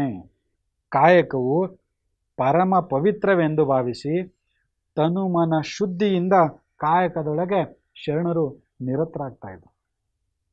ಅವ್ರು ಹೇಳ್ತಾರೆ, ಕಾಯಕದಲ್ಲಿ ನಿರತನಾದಡೆ ಗುರು ದರ್ಶನವಾದರೂ ಮರೆಯಬೇಕು, ಲಿಂಗ ಪೂಜೆಯಾದಡೂ ಮರೆಯಬೇಕು ಎಂಬ ಶರಣ ಆಯ್ದಕ್ಕಿ ಮಾರಯ್ಯನ ಒಂದು ವಚನಗಳನ್ನು ನಾವಿಲ್ಲಿ ಸ್ಮರಿಸ್ಕೋಬಹುದು. ನಾವು ಕಾಯಕದಲ್ಲಿ ನಿರತನಾಗಿರುವಂಥ ಸಂದರ್ಭದಲ್ಲಿ ನಮಗೆ ಗುರು ದರ್ಶನವಾದರೂ ಸಹಿತ ಕಾಯಕವನ್ನು ಮರಿಬಾರದು. ಸಾಕ್ಷಾತ್ ಲಿಂಗವೇ ಬಂದು ಎದುರಿಗೆ ನಿಂತರೂ ಕೂಡ ನಾವು ಕಾಯಕದಲ್ಲಿ ನಿರತರಾಗಲೇಬೇಕು. ಯಾಕಂದರೆ ಕಾಯಕ ಮುಖ್ಯ. ಕಾಯಕದಲ್ಲಿ ನಿರತರಾದಡೆ ಇಲ್ಲಿ ಗುರು ದರ್ಶನವಾದರೂ ಮರೆಯಬೇಕು, ಲಿಂಗ ಪೂಜೆಯಾದರೂ ಮರೆಯಬೇಕು. ಕಾಯಕದಲ್ಲಿಯೇ ಕೈಲಾಸ ಅನ್ನುವಂಥ ಒಂದು ಆ ಶರಣರ ಹೇಳಿಕೆ ನಿಜಕ್ಕೂ ಸಹಿತ ನಾವು ಕಾಯಕದಲ್ಲಿ ನಿರತರಾಗಿದ್ದರೆ ಒಂದು ಶ್ರೇಷ್ಠವಾದಂಥ ಬದುಕನ್ನು ಬದುಕಲಿಕ್ಕೆ ಸಾಧ್ಯ. ಅದೇ ನಿಜವಾದಂಥ ಕೈಲಾಸ ಅನ್ನುವಂಥದ್ದು ಶರಣರ ನಂಬಿಕೆಯಾಗಿತ್ತು. ಶರಣರು ಜೀವನೋಪಕಾಯಕ್ಕಾಗಿ ಒಂದೊಂದು ಕಾಯಕವನ್ನು ಆಯ್ದುಕೊಂಡು ಕಾಯಕಕ್ಕೆ ಪಾವಿತ್ರ್ಯತೆಯನ್ನು ಕೊಟ್ಟಿದ್ದಾರೆ. ಕಾಯಕ ಸಿದ್ಧಾಂತಕ್ಕೆ ಒಂದು ವ್ಯಾಖ್ಯಾನವನ್ನು ಕೊಟ್ಟಿದ್ದು ಶರಣರು. ಅದಕ್ಕೆ ನಾವು ಸಾಕ್ಷಿಯಾಗಿ ಉರುಲಿಂಗ ಪೆದ್ದಿಗಳ ಪುಣ್ಯ ಸ್ತ್ರೀ ಕಾಳವೆಯ ಒಂದು ವಚನವನ್ನು ನಾವಿಲ್ಲಿ ನೆನಪಿಸ್ಕೊಳ್ಬಹುದು. ಕೃತ್ಯ ಕಾಯಕ ಇಲ್ಲದವರು ಭಕ್ತರಲ್ಲ, ಸತ್ಯ ಶುದ್ಧವಿಲ್ಲದುದು ಕಾಯಕವೇ ಇಲ್ಲ. ಇವತ್ತು ಸಾಕಷ್ಟು ಜನ ಕಾಯಕವನ್ನು ಮಾಡ್ತಾ ಇದ್ದಾರೆ, ಸಾಕಷ್ಟು ಜನ ಉದ್ಯೋಗವನ್ನು ಮಾಡ್ತಾ ಇದ್ದಾರೆ, ಸಾಕಷ್ಟು ಜನ ಕೆಲಸವನ್ನು ಮಾಡ್ತಾ ಇದ್ದಾರೆ. ಆದರೆ ಆ ಕೆಲಸದಲ್ಲಿ ಶುದ್ಧತೆ ಇದೆಯಾ? ತಮ್ಮ ಆತ್ಮವನ್ನು ಪರಿಶೀಲಿಸಿಕೊಳ್ಬೇಕಾದಂಥ, ತಮ್ಮ ಆತ್ಮವನ್ನು ಪ್ರಶ್ನಿಸಿಕೊಳ್ಬೇಕಾದಂಥ ಒಂದು ಅಗತ್ಯತೆ ಇದೆ. ಇವತ್ತಿನ ಯಾವುದೇ ಕಾಯಕವನ್ನು ತೆಗೆದುಕೊಂಡಾಗ ಅಲ್ಲಿ ಒಂದಷ್ಟು ಮೋಸ, ಒಂದಷ್ಟು ಲಂಚ, ಕೆಲವೊಂದಿಷ್ಟು ಸಂದರ್ಭದಲ್ಲಿ ಕಲ್ಲಬೆರಕೆ ಅನ್ನುವಂಥದ್ದನ್ನು ಕೂಡ ನಾವು ನೋಡ್ತಾ ಇದ್ದೀವಿ. ವ್ಯಾಪಾರ ಅನ್ನುವಂಥ ವಿಚಾರಕ್ಕೆ ಬಂದಾಗ ಆ ಕಾಯಕ ವ್ಯಾಪಾರದಲ್ಲಿ ಬೇಡವೆಂದರೂ ಕೂಡ ನಮಗೆ ಬರುವಂಥ ಲಾಭ ಬಂದೇ ಬರ್ತದೆ. ಆದರೆ ದುರಾಸೆಗೆ ಬುದ್ದು ಅಲ್ಲಿ ಇನ್ನಷ್ಟು ಅದನ್ನು ಹದಗೆಡಿಸುವಂಥ ಒಂದು ಸನ್ನಿವೇಶಗಳನ್ನು ನೋಡಿದಾಗ ನಿಜಕ್ಕೂ ಸಹಿತ ಇಲ್ಲಿ ಆ ಕಾಯಕದೊಳಗೆ ಸತ್ಯನೂ ಇಲ್ಲ, ಶುದ್ಧತೆಯೂ ಇಲ್ಲ ಅನ್ಸುತ್ತೆ. ಅಂಥದ್ದು ಕಾಯಕ ಆಗಲಾರದು ಅನ್ನುವಂಥದ್ದು ಶರಣರ ಮಾತು. ಹೇಳ್ತಾರೆ, ಕೃತ್ಯ ಕಾಯಕ ಇಲ್ಲದವರು ಭಕ್ತರಲ್ಲ. ನಿಜವಾಗಿ ಭಕ್ತರಂದರೆ ಯಾರು? ಮೊದಲನೇ ಅರ್ಹತೆನೇ ಅವರಿಗೆ ಕೆಲಸ ಇರಬೇಕು, ಮೊದಲೇ ಅರ್ಹತೆನೇ ಅವರಿಗೆ ಕಾಯಕ ಇರಬೇಕು. ಇಲ್ಲದೆ ಇದ್ದರೆ ಅವರು ಭಕ್ತರಾಗೋದಕ್ಕೆ ಯೋಗ್ಯರೇ ಅಲ್ಲ. ಅದಕ್ಕಾಗಿ ಕೃತ್ಯ ಕಾಯಕ ಇಲ್ಲದವರು ಭಕ್ತರಲ್ಲ. ಎರಡನೇ ಸಾಲನ್ನು ನಾವು ಗಮನಿಸಿದಾಗ ಸತ್ಯ ಶುದ್ಧವಿಲ್ಲದುದು ಕಾಯಕವೇ ಇಲ್ಲ. ಮತ್ತು ಕಾಯಕ ಹೇಗಿರಬೇಕು? ಅದರ ಲಕ್ಷಣಗಳೇನು? ಸತ್ಯ ಇರಬೇಕು, ಶುದ್ಧತೆ ಇರಬೇಕು, ಮಾತನಾಡುವ ಮಾತಿನಲ್ಲಿ ಸತ್ಯ ಇರಬೇಕು, ಮತ್ತು ಆ ಕಾಯಕ ಮಾಡುವಂಥ ಕಾಯಕದೊಳಗೆ ಶುದ್ಧತೆ ಪ್ರಮಾಣಬದ್ಧವಾಗಿರಬೇಕು ಅಂತಕ್ಕಂಥದ್ದನ್ನು ನಾವಿಲ್ಲಿ ಗಮನಿಸ್ತಕ್ಕಂಥದ್ದು. ಇಲ್ಲದೆ ಹೋದರೆ ಅದು ಕಾಯಕವೇ ಅಲ್ಲ ಅಂಥೇಳಿ ಶರಣರು ಸಾರಾಸಗಟಾಗಿ ಅಂತಹ ಕಾಯಕಗಳನ್ನು ನಿರ್ಲಕ್ಷ್ಯ ಮಾಡ್ತಾರೆ. ಇಲ್ಲಿ ನೀವು ಗಮನಿಸಬಹುದು, ಪಾಪಿಯ ಧನ ಪ್ರಾಯಶ್ಚಿತ್ತಕ್ಕಲ್ಲದೆ ಸತ್ಪಾತ್ರಕ್ಕೆ ಸಲ್ಲದಯ್ಯ ಎಂಬ ಬಸವಣ್ಣನವರ ನುಡಿಯಂತೆ ಲಂಚ, ಮೋಸ, ವಂಚನೆಯಿಂದ ಗಳಿಸಿದಂಥ ಹಣವು ಅದು ಯಾವುದೇ ಸತ್ಕಾರ್ಯಗಳಿಗೆ ಸಲ್ಲಲಾರದು. ಅದನ್ನು ಯಾವುದೇ ಸತ್ಕಾರ್ಯಕ್ಕೂ ಬಳಸಲಾಗದು. ಬಳಸಿದ್ರೂ ಕೂಡ ಅದರಿಂದ ಯಾವುದೇ ಪ್ರತಿಫಲ ಸಿಗದು. ಹಾಗಿದ್ರೆ ಅಂತಹ ಹಣವನ್ನು ನಾವು ಯಾಕೆ ಗಳಿಸಬೇಕು ಅನ್ನುವಂಥ ಪ್ರಶ್ನೆ ಬರ್ತದೆ. ಆ ಹಣವನ್ನು ನಾವು ಗಳಿಸಿ ಏನು ಮಾಡಬೇಕು? ನಾವೊಂದು ಉದ್ಯೋಗವನ್ನು ಮಾಡ್ತೇವೆ, ನಾವೊಂದು ಕಾಯಕವನ್ನು ಮಾಡ್ತೇವೆ, ಒಂದು ಕೆಲಸವನ್ನು ಮಾಡ್ತೇವೆ, ಅದಕ್ಕೊಂದಷ್ಟು ನಮಗೆ ಪ್ರತಿಫಲ ಸಿಗುತ್ತೆ, ಅಷ್ಟೇ ಸಾಕಲ್ವೇ? ಯಾಕೆ ಮೋಸ ಮಾಡಬೇಕು? ಯಾಕೆ ವಂಚನೆ ಮಾಡಬೇಕು? ಯಾಕೆ ಲಂಚಕ್ಕೆ ನಾವು ಕೈ ಆನ್ಬೇಕು? ಈ ಪ್ರಶ್ನೆಗಳನ್ನು ನಾವು ಮತ್ತೆ ಮತ್ತೆ ಮಾಡಿಕೊಳ್ಬೇಕಾದಂಥ ಅನಿವಾರ್ಯತೆ ಈ ಕಾಲಘಟ್ಟದಲ್ಲಿದೆ. ಶ್ರಮ ಸಂಸ್ಕೃತಿಯಿಂದ ಬಂದ ಯೋಗ್ಯ ಹಣ, ಆ ಯೋಗ್ಯ ಹಣವೇ ಸತ್ಕಾರ್ಯಗಳಿಗೆ ಇಲ್ಲಿ ಸಲ್ತಕ್ಕಂಥದ್ದು. ಇಲ್ಲದೇ ಇದ್ದರೆ ಸಲ್ಲೋದಿಲ್ಲ. ನೀನು ಶ್ರಮದಿಂದ, ಸತ್ಯದಿಂದ, ಶುದ್ಧತೆಯಿಂದ ಗಳಿಸಿದಂಥ ಹಣ ಏನಿದೆಯಲ್ಲ, ಆ ಹಣದಿಂದ ನೀನು ನೆಮ್ಮದಿಯ ಬದುಕನ್ನು ಬದುಕಬಹುದು. ಆ ಹಣದಿಂದ ನೀನೇನಾದರೂ ಪರೋಪಕಾರದ ಕಾರ್ಯಗಳನ್ನು ಮಾಡಿದರೆ ಆ ಕಾರ್ಯದಿಂದ ನಿನಗೆ ಲಭಿಸಬೇಕಾದಂಥ ಫಲ ಅದು ಸಿಕ್ಕೇ ಸಿಗ್ತದೆ ಅಂತಕ್ಕಂಥದ್ದು ಶರಣರ ಅಭಿಪ್ರಾಯವಾಗಿತ್ತು.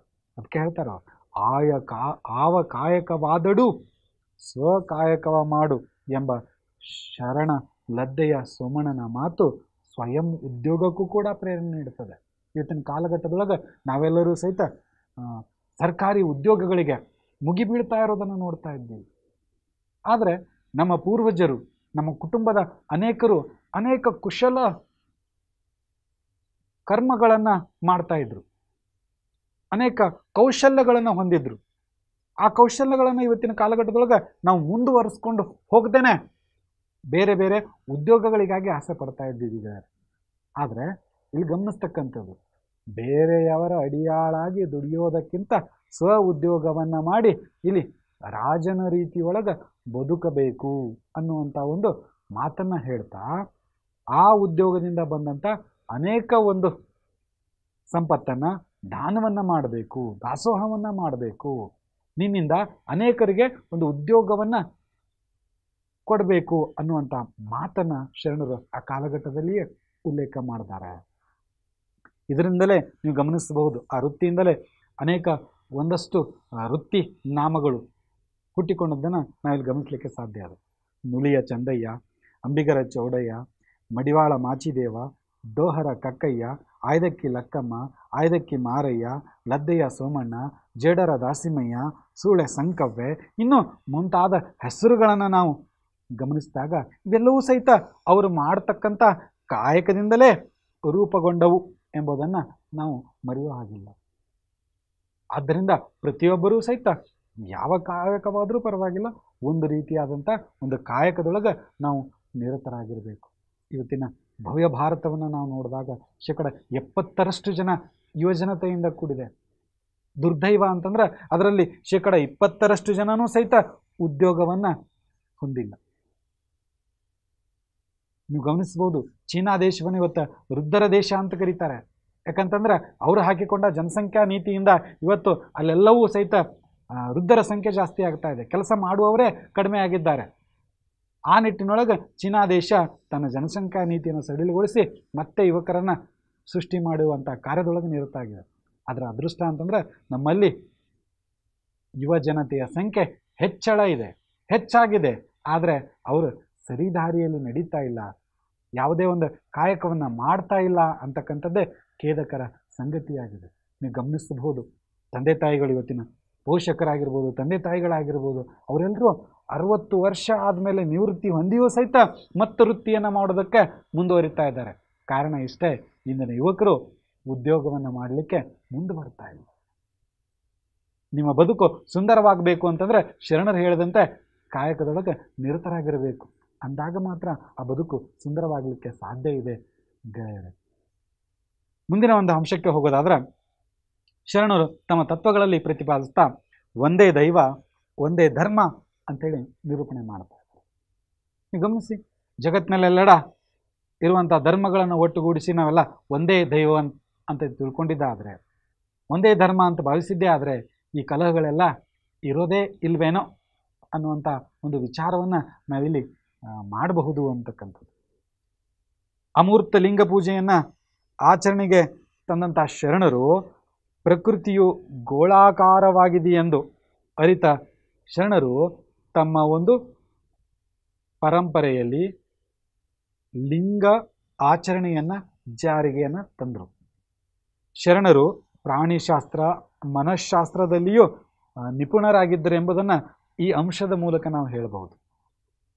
ಮಾನವನ ಏಕಾಗ್ರತೆಗೆ ಸಾಧನವಾಗಲು ಶ್ಯಾಮಲ ವರ್ಣದ ಗೋಳಾಕೃತಿಯು ಸಹಕಾರಿ ಎಂಬ ಅಂಶವನ್ನು ಅರಿತ ಶರಣರು ಇಲ್ಲಿ ದೇವನೊಬ್ಬ ನಾಮ ಹಲವು, ಜಗತ್ತಿನ ಎಲ್ಲ ದೈವಗಳು ಒಂದೇ, ಆದರೆ ಹೆಸರುಗಳಲ್ಲಿ ಭಿನ್ನತೆ ಇದೆ ಎಂದು ಪ್ರತಿಪಾದಿಸಿದ್ದಾರೆ. ಎಲ್ಲ ಹೆಸರುಗಳು ಒಂದೇ ದೈವಕ್ಕೆ ಕರೆದಂಥ ಹೆಸರುಗಳಾಗಿವೆ. ಶರಣರಿಗೆ ದಯೆಯೇ ದೈವವಾದರೆ ಸದಾಚಾರಗಳಿಗೆ ಧರ್ಮ. ಗಮನಿಸಿ, ಶರಣರಿಗೆ ದಯೆಯೇ ದೈವ ಆದರೆ ಸದಾಚಾರಗಳಿಗೆ ಧರ್ಮ ಅಂತಕ್ಕಂಥದ್ದು. ಶರಣರ ವಿಚಾರದಂತೆ ಸರ್ವ ಸಮತಾಭಾವದೊಂದಿಗೆ ಸಕಲ ಜೀವಾತ್ಮರಿಗೆ ಲೇಸನ್ನು ಬಯಸುವ ಮನಸ್ಸನ್ನು ದೈವ ಎಂದು ಅರಿತುಕೊಂಡಿದ್ದಾರೆ. ಬಸವಣ್ಣರವರ ಒಂದು ವಚನದೊಳಗೆ ಇರುವ ವಿಚಾರವನ್ನು ನಾವು ಗಮನಿಸಿದಾಗ, ಉದಕದೊಳಗೆ ಬಚ್ಚಿಟ್ಟ ಬೈಕೆಯ ಕಿಚ್ಚಿನಂತಿತ್ತು, ಸಸಿಯೊಳಗಿನ ರಸದ ರುಚಿಯಂತಿದ್ದಿತು, ನೆನೆಯೊಳಗನ ಪರಿಮಳದಂತಿದ್ದುದು, ಕೂಡಲ ಸಂಗಮ ದೇವ ಕನ್ಯೆಯ ಸ್ನೇಹದಂತಿದ್ದಿತು. ದೈವದ ಇರುವಿಕೆಗೆ ಬಸವಣ್ಣನವರು ಕಂಡುಕೊಂಡಂಥ ವಿಚಾರವು ಈ ವಚನದಲ್ಲಿ ಅಡಗಿದೆ. ದೇವರು ನಿರಾಕಾರ, ಆತ ಸೃಷ್ಟಿಯ ಸಕಲ ಚರಾಚರಗಳಲ್ಲಿಯೂ ನೆಲೆಸಿದ್ದಾನೆ ಎಂಬುದು ಶರಣರ ವಾದ. ಆ ದೇವ ಈ ದೇವ ಮಹಾದೇವ ನೆನಬೇಡ, ಭುವನದ ಜೀವಿಗಳಿಗಾದವನೇ ದೈವ ಎಂಬ ಸರ್ವಜ್ಞನ ನುಡಿಯಂತೆ ಆಪತ್ತಿಗಾದವನೇ ನೆಂಟ ಅನ್ನುವಂಥ ಒಂದು ಗಾದೆ ಇದೆ. ಹಾಗಾಗಿ ಲೋಕದ ಮನುಜರ ಒಂದು ಸಂಕಷ್ಟಗಳಿಗೆ ಒದಗಿ ಬಂದಂಥವನೇ ನಿಜವಾದಂಥ ದೈವ ಎಂದು ಶರಣರು ತಮ್ಮ ವಚನಗಳ ಮೂಲಕ ಪ್ರಸ್ತುತಪಡಿಸ್ತಾ ಇದ್ದಾರೆ. ಎನ್ನ ಕಾಲೇ ಕಂಬ, ದೇಹವೇ ದೇಗುಲ, ಸಿರವೇ ಹೊನ್ನ ಕಳಸವಯ್ಯ ಎಂಬ ನುಡಿಯು ಈ ದೇಹದೊಳಗೆ ದೈವ ಇದೆ ಎಂಬುದನ್ನು ಸಾರ್ತಾ ಇದ್ದಾರೆ. ಈ ದೇಹವೇ ಒಂದು ದೇವಸ್ಥಾನ. ಈ ದೇವಸ್ಥಾನದೊಳಗಿರುವಂಥ ಒಂದು ಒಳ್ಳೊಳ್ಳೆ ವಿಚಾರಗಳೇ ಒಂದು ದೈವ ಅನ್ನುವಂಥದ್ದು ಶರಣರ ತತ್ವ ಚಿಂತನೆ ಆಗಿತ್ತು ಅಂತಕ್ಕಂಥದ್ದು. ಈ ದೇಹವು ಸದಾಕಾಲ ಲೋಕ ಕಲ್ಯಾಣವನ್ನು ಬಯಸಬೇಕು, ಅದೇ ನಿಜವಾದಂಥ ಧರ್ಮವಾಗಿದೆ, ಅದೇ ನಿಜವಾದಂಥ ಮನುಷ್ಯ ಕುಲದ ಗುಣವಾಗಿದೆ ಅನ್ನೋದನ್ನು ಹೇಳ್ತಾ ಇಲ್ಲಿ ಆ ದೇಹವನ್ನು ಪರೋಪಕಾರಕ್ಕಾಗಿ ಬಳಸಬೇಕು. ಅಂದಾಗ ಮಾತ್ರ ಅದು ವಿಶ್ವ ಕಲ್ಯಾಣ ಆಗಲಿಕ್ಕೆ ಸಾಧ್ಯ ಇದೆ ಎಂಬುದನ್ನು ಮತ್ತೆ ಮತ್ತೆ ಪ್ರತಿಪಾದಿಸ್ತಾ ಇಲ್ಲಿ ಅದನ್ನು ಒಂದು ವಿಶ್ವ ಬಂಧುತ್ವದ ಮೇಲೆ ಒಳಗೆ ನಾವೆಲ್ಲ ಅಳವಡಿಸ್ಕೊಳ್ಬಹುದಾಗಿದೆ ಶ್ರೀರಾಮ್ರೆ. ಮುಂದಿನ ಅಂಶಕ್ಕೆ ಹೋಗೋದಾದರೆ, ವೇದಾಗಮಗಳಿಗಿಂತ ಬದುಕು ಶ್ರೇಷ್ಠ. ನಿಜವಾದಂಥ ಒಂದು ಬದುಕು ಅಂತಕ್ಕಂಥದ್ದು ಶ್ರೇಷ್ಠವಾಗಿರುತ್ತದೆ. ಬ್ರಹ್ಮಜ್ಞಾನ ಬೋಧನೆ ಮಾಡುವುದು ಅತ್ಯಂತ ಪವಿತ್ರವಾದುದು. ಆದರೆ ಬೋಧಕನು ಇಹದ ಭೋಗ ಭಾಗ್ಯಗಳನ್ನೆಲ್ಲ ಮೀರಿ ನಿಂತು ವಿರಾಗಿಯಾಗಿರಬೇಕು. ತನ್ನ ಹೊಟ್ಟೆಪಾಡಿಗಾಗಿ ಪವಿತ್ರ ಕಾಯಕಕ್ಕೆ ಕಳಂಕವನ್ನು ತರಬಾರದು. ವೇದಶಾಸ್ತ್ರಗಳನ್ನು ಬರೆದು ಬೋಧಿಸುವುದಕ್ಕಿಂತ ಬದುಕುವುದು ಶ್ರೇಷ್ಠ ಅಂತಕ್ಕಂಥದ್ದು ಶರಣರ ನಂಬಿಕೆ. ಏಕೆಂದರೆ ವೇದ ಶಾಸ್ತ್ರ ಧರ್ಮ ಗ್ರಂಥವನ್ನು ಓದಿದ ಪಂಡಿತರು ಶರಣರಲ್ಲ. ಆದರೆ ನಿರ್ಮಲ ಅಂತಃಕರಣ, ಭಾವಶುದ್ಧತೆ, ಬದುಕಿನ ಶುದ್ಧತೆ, ದಯೆ, ಕರುಣೆ ಈ ಮುಂತಾದ ಗುಣಗಳನ್ನು ಹೊಂದಿದಂಥವರು ಶರಣರು. ಉನ್ನತ ವರ್ಣದ ಜನ ವೇದ ಶಾಸ್ತ್ರ ಸ್ಮೃತಿ ಪುರಾಣಗಳನ್ನು ತಮ್ಮ ಆಸ್ತಿಯನ್ನಾಗಿಸಿಕೊಂಡು ಸಂಸ್ಕೃತದಲ್ಲಿ ಪಠಿಸುತ್ತಾ ಇತರ ವರ್ಣದವರನ್ನು ಮೂಢರೆಂದು ಕಾಣ್ತಾ ಇದ್ದದ್ದನ್ನು ನಾವು ಹಿಂದೆ ಅನೇಕ ಸಂದರ್ಭದಲ್ಲಿ ಕಾಣ್ಬೋದಾಗಿದೆ. ಅಂತಹ ಸಂದರ್ಭದಲ್ಲಿ ಶರಣರು ಬದುಕಿನ ಶ್ರೇಷ್ಠತೆಯ ಕುರಿತು ಚಿಂತಿಸಿದರು. ವೇದಾಗಮಗಳನ್ನು ಅಲ್ಲಗಳೆದು ಶರಣ ಸೊನ್ನಲಿಗೆ ಸಿದ್ದರಾಮನು ನಡೆ ನುಡಿ ಒಂದಾದ ಬದುಕಿನಲ್ಲಿ ಮಹಾಲಿಂಗ ನೆಲೆಸುತ್ತದೆ ಎಂದು ತಿಳಿಸಿದ್ದಾರೆ. ನಮ್ಮ ನಡಾವಳಿಗೆ ನಮ್ಮ ಪುರಾತನರ ನುಡಿಯೇ ಇಷ್ಟವಯ್ಯ. ಸ್ಮೃತಿಗಳು ಸಮುದ್ರದ ಪಾಲಾಗಲಿ, ಶ್ರುತಿಗಳು ವೈಕುಂಠವ ಸೇರಲಿ, ಆಗಮಗಳು ವಾಯುವ ಹೊಂದಲಿ ಎಂಬ ನುಡಿ ಕಪಿಲಸಿದ್ಧ ಮಲ್ಲಿಕಾರ್ಜುನ ಮಹಾಲಿಂಗದ ಹೃದಯದೋಳು ಗ್ರಂಥಿಯಾಗಿರಲಿ. ವೇದವನ್ನೋದಿದರೆ ಬದುಕಿನ ವ್ಯಾಧಿ ಪರಿಹಾರವಾಗದು ಎಂಬ ನಂಬಿಕೆ ಶರಣರದು. ವೇದವನ್ನೋದಿ ಕೇಳಿದಡೇನು, ವೇದಜ್ಞ ನಪ್ಪನಲ್ಲದೆ ಭಕ್ತನಲ್ಲ ಎಂಬುದು ಶರಣೆ ಕಾಳವಿಯ ಅಭಿಪ್ರಾಯ. ನಮ್ಮ ನಡೆನುಡಿಗಳಲ್ಲಿ ಶುದ್ಧತೆ ಇದ್ದರೆ ಅದುವೇ ಶ್ರೇಷ್ಠತೆ. ಬದುಕು ಪವಿತ್ರವಾಗಿದ್ದರೆ, ಆಚಾರ ವಿಚಾರಗಳಲ್ಲಿ ಶುದ್ಧತೆ ಇದ್ದರೆ, ಕಾಯ ಮತ್ತು ಕಾಯಕದಲ್ಲಿ ಬದ್ಧತೆ ಇದ್ದರೆ ಸಾಕೆಂಬುದೇ ಶರಣರ ಚಿಂತನೆಗಳಾಗಿತ್ತು. ಆ ಚಿಂತನೆಗಳನ್ನು ನಾವು ನಿಜಕ್ಕೂ ಅಳವಡಿಸಿಕೊಂಡಿದ್ದ ಆದರೆ ನಿಜಕ್ಕೂ ಆ ಒಂದು ಧರ್ಮ ಶ್ರೇಷ್ಠ ಧರ್ಮವಾಗಲಿದೆ ಅನ್ನುವಂಥ ಮಾತನ್ನು ಮತ್ತೆ ನಾವಿಲ್ಲಿ ನೆನಪಿಸ್ಕೊಳ್ಬೋದಾಗಿದೆ. ಇಲ್ಲಿ ಮುಂದಿನ ಅಂಶಕ್ಕೆ ಹೋಗೋದಾದರೆ, ನೀತಿ ನಿಯಮಗಳ ಕಟ್ಟಳೆಗಿಂತ ಮಿಗಿಲಾದದ್ದು ಮನುಷ್ಯತ್ವ. ಇವತ್ತು ನಾವು ಬದುಕಿಗೊಂದು ಧರ್ಮದ ಹೆಸರಿನೊಳಗೆ ಕಟ್ಟುಪಾಡುಗಳನ್ನು ಹಾಕ್ಕೊಂಡ್ಬಿಟ್ಟಿದ್ದೀವಿ. ನೀತಿ ನಿಯಮಗಳನ್ನು ರೂಪಿಸ್ಕೊಂಡು ನಾವು ಹೇಳ್ತಾ ಇದ್ದೀವಿ. ಆ ನೀತಿ ನಿಯಮಗಳ ಕೋಟೆಯನ್ನು ಕಟ್ಟಿಕೊಂಡು ಆ ಕೋಟೆಗಳಲ್ಲಿ ಅನೇಕರು ವಾಸಿಸ್ತಾ ಇದ್ದಾರೆ. ಆದರೆ ಆ ನೀತಿ ನಿಯಮಗಳ ಕಟ್ಟಳೆಗಿಂತ ನಿಜವಾಗಿಯೂ ಮನುಷ್ಯತ್ವ ಅನ್ನುವಂಥದ್ದು ದೊಡ್ಡದು, ಮಾನವತೆ ಅನ್ನುವಂಥದ್ದು ದೊಡ್ಡದು. ಇಲ್ಲಿ ನಾನು ಆ ದೇಶದವ, ನಾನು ಈ ದೇಶದವ, ನಾನು ಆ ಧರ್ಮದವ, ಈ ಧರ್ಮದವ ಅನ್ನೋದಕ್ಕಿಂತ ನಿಜವಾಗಿಯೂ ಮನುಷ್ಯನಲ್ಲಿ ಒಡಮೂಡಬೇಕಾದ ಮನುಷ್ಯತ್ವ ಇಲ್ಲಿ ಮೊಳಕೆ ಹೊಡೆದ್ರೆ ಅಜೇ ನಿಜವಾದಂಥ ಒಂದು ಧರ್ಮ ಅನ್ನುವಂಥದ್ದನ್ನು ಶರಣರು ಮತ್ತೆ ಮತ್ತೆ ಪ್ರತಿಪಾದಿಸ್ತಾ ಇದ್ದಾರೆ. ಅರ್ಚನೆ, ಪೂಜೆ, ಮಂತ್ರ, ತಂತ್ರ, ಧೂಪ, ದೀಪಾರತಿಯಂತಹ ನೀತಿ ನಿಯಮಗಳು ಮಾನವ ಮೌಢ್ಯಗಳಾಗಿವೆ. ಮೂರ್ತಿ ಪೂಜೆಯನ್ನು ಖಂಡಿಸಿದಂಥ ಶರಣರು ಶುಷ್ಕಾಚಾರಗಳನ್ನು ವಿರೋಧಿಸಿದ್ದಾರೆ. ಗುಡಿ, ಚರ್ಚು, ಮಸೀದಿಗಳ ಬಿಟ್ಟು ಹೊರಬನ್ನಿ, ಬಡತನವ ಬುಡಮುಟ್ಟ ಕೀಳಬನ್ನಿ, ಮೌಢ್ಯತೆಯ ಮಾರಿಯನ್ನು ಹೊರಲೂಡಲೈತನ್ನಿ ಎಂಬ ಕುವೆಂಪು ಅವರ ವಾಣಿಯು ಶರಣರ ನುಡಿಗಳಿಂದ ಪ್ರೇರಿತವಾಗಿದೆ. ವಿಚಾರವಾದಿ ಶರಣೆ ಸತ್ಯಕ್ಕ ಅವರ ವಚನವನ್ನು ನಾವಿಲ್ಲಿ ಸ್ಮರಿಸೋದಾದರೆ, ನಿಜವಾದಂಥ ಪೂಜೆ ಯಾವುದು, ನಿಜವಾದಂಥ ಅರ್ಚನೆ ಯಾವುದು ಅನ್ನುವಂಥ ಮಾತನ್ನು ತಮ್ಮ ವಚನದ ಮೂಲಕ ಶರಣೆ ಸತ್ಯಕ್ಕ ಹೇಳ್ತಾರೆ. ಅರ್ಚನೆ ಪೂಜೆ ನೇಮವಲ್ಲ, ಮಂತ್ರ ತಂತ್ರ ನೇಮವಲ್ಲ, ದೀಪ ಧೂಪಾರತಿ ನೇಮವಲ್ಲ, ಪರಧನ ಪರಸ್ತ್ರೀ ಪರದೈವಂಗೆಳಗರಿದಿರುತ್ತದೆ ನೇಮ ಜಂಬು ಜಕ್ಕೇಶ್ವರನಲ್ಲಿ ಇವು ಕಾಣಿರನ್ನ ನಿತ್ಯ ನೇಮ. ಹಾಗಿದ್ರೆ ನಿಯಮ ಅಂತಕ್ಕಂಥದ್ದು ಯಾವುದು? ಮಾನವನ ಬದುಕಿಗೆ ಅಗತ್ಯವಾದದ್ದು ಯಾವುದು? ಆ ಅಗತ್ಯವಾದದನ್ನು ನಾವಿಲ್ಲಿ ಆಚರಣೆ ಮಾಡ್ತಾ ಹೋಗ್ಬೇಕೆ ಹೊರತು ಮಾನವ ಬದುಕಿಗೆ ಅಗತ್ಯವಾರಲಾರನ್ನ ನಾವಿಲ್ಲಿ ಆಚರಣೆ ಮಾಡ್ತಾ ಹೋದರೆ ಅದರಿಂದ ಆಗುವಂಥ ಉಪಯೋಗ ಏನು? ಅರ್ಚನೆಯಿಂದ, ಪೂಜೆಯಿಂದ, ಮಂತ್ರತಂತ್ರದಿಂದ ಏನು ಉಪಯೋಗ ಆಗಲಿಕ್ಕೆ ಸಾಧ್ಯ ಇದೆ ಎಂಬ ಪ್ರಶ್ನೆಯನ್ನು ಮತ್ತೆ ಮತ್ತೆ ಶರಣರು ತಮ್ಮ ವಚನಗಳಲ್ಲಿ ಪ್ರತಿಪಾದಿಸ್ತಾ ಹೋಗ್ತಾರೆ. ಮಾನವ ಬದುಕಿಗೆ ಅಗತ್ಯವಾದುದು ಅರ್ಚನೆ ಪೂಜೆ ಎಂಬ ಕಟ್ಟಳೆಗಳಲ್ಲ, ಧೂಪ ದೀಪಾರತಿ ಎಂಬ ಕಟ್ಟಳೆಗಳಲ್ಲ. ಹಾಗಿದ್ರೆ ನಿಜವಾಗಿಯೂ ಆತನಲ್ಲಿ ಇರಬೇಕಾದಂಥ ಗುಣ ಏನು? ಪರಧನ, ಪರಸ್ತ್ರೀ, ಪರದೈವಗಳಿಗೆ ಎರಗದಿರುವುದೇ ನಿಜವಾದಂಥ ಒಂದು ಗುಣ ಆಗಿದೆ. ನಾವು ಪರಧನಕ್ಕೆ ಆಸೆಯನ್ನು ಪಡಬಾರ್ದು, ಪರಧನದ ಒಂದು ಮೋಹಕ್ಕೆ ಒಳಗಾಗಬಾರ್ದು, ಪರಸ್ತ್ರೀಯರ ಸಂಘವನ್ನು ಮಾಡಬಾರ್ದು, ಪರಸ್ತ್ರೀಯ ಒಂದು ಮೋಹಕ್ಕೆ ಒಳಗಾಗಬಾರ್ದು, ಪರದೈವಗಳಿಗೆ ಎರಗಬಾರ್ದು. ಇದು ನಿಜವಾದಂಥ ಒಂದು ಧರ್ಮ, ಇದು ನಿಜವಾದಂಥ ಒಂದು ಶರಣನಲ್ಲಿರಬೇಕಾದಂಥ ಒಂದು ಗುಣ ಅನ್ನುವಂಥದ್ದನ್ನು ಶರಣರು ಮತ್ತೆ ಮತ್ತೆ ಪ್ರತಿಪಾದಿಸ್ತಾ ಹೋಗ್ತಾರೆ. ಮಂತ್ರ ತಂತ್ರ ಧೂಪ ದೀಪಾರತಿ ಇವೆಲ್ಲವೂ ಕೂಡ ಬಾಹ್ಯ ಆಚರಣೆಗಳಾಗಿವೆ, ಬಾಹ್ಯ ಆಡಂಬರಗಳಾಗಿವೆ.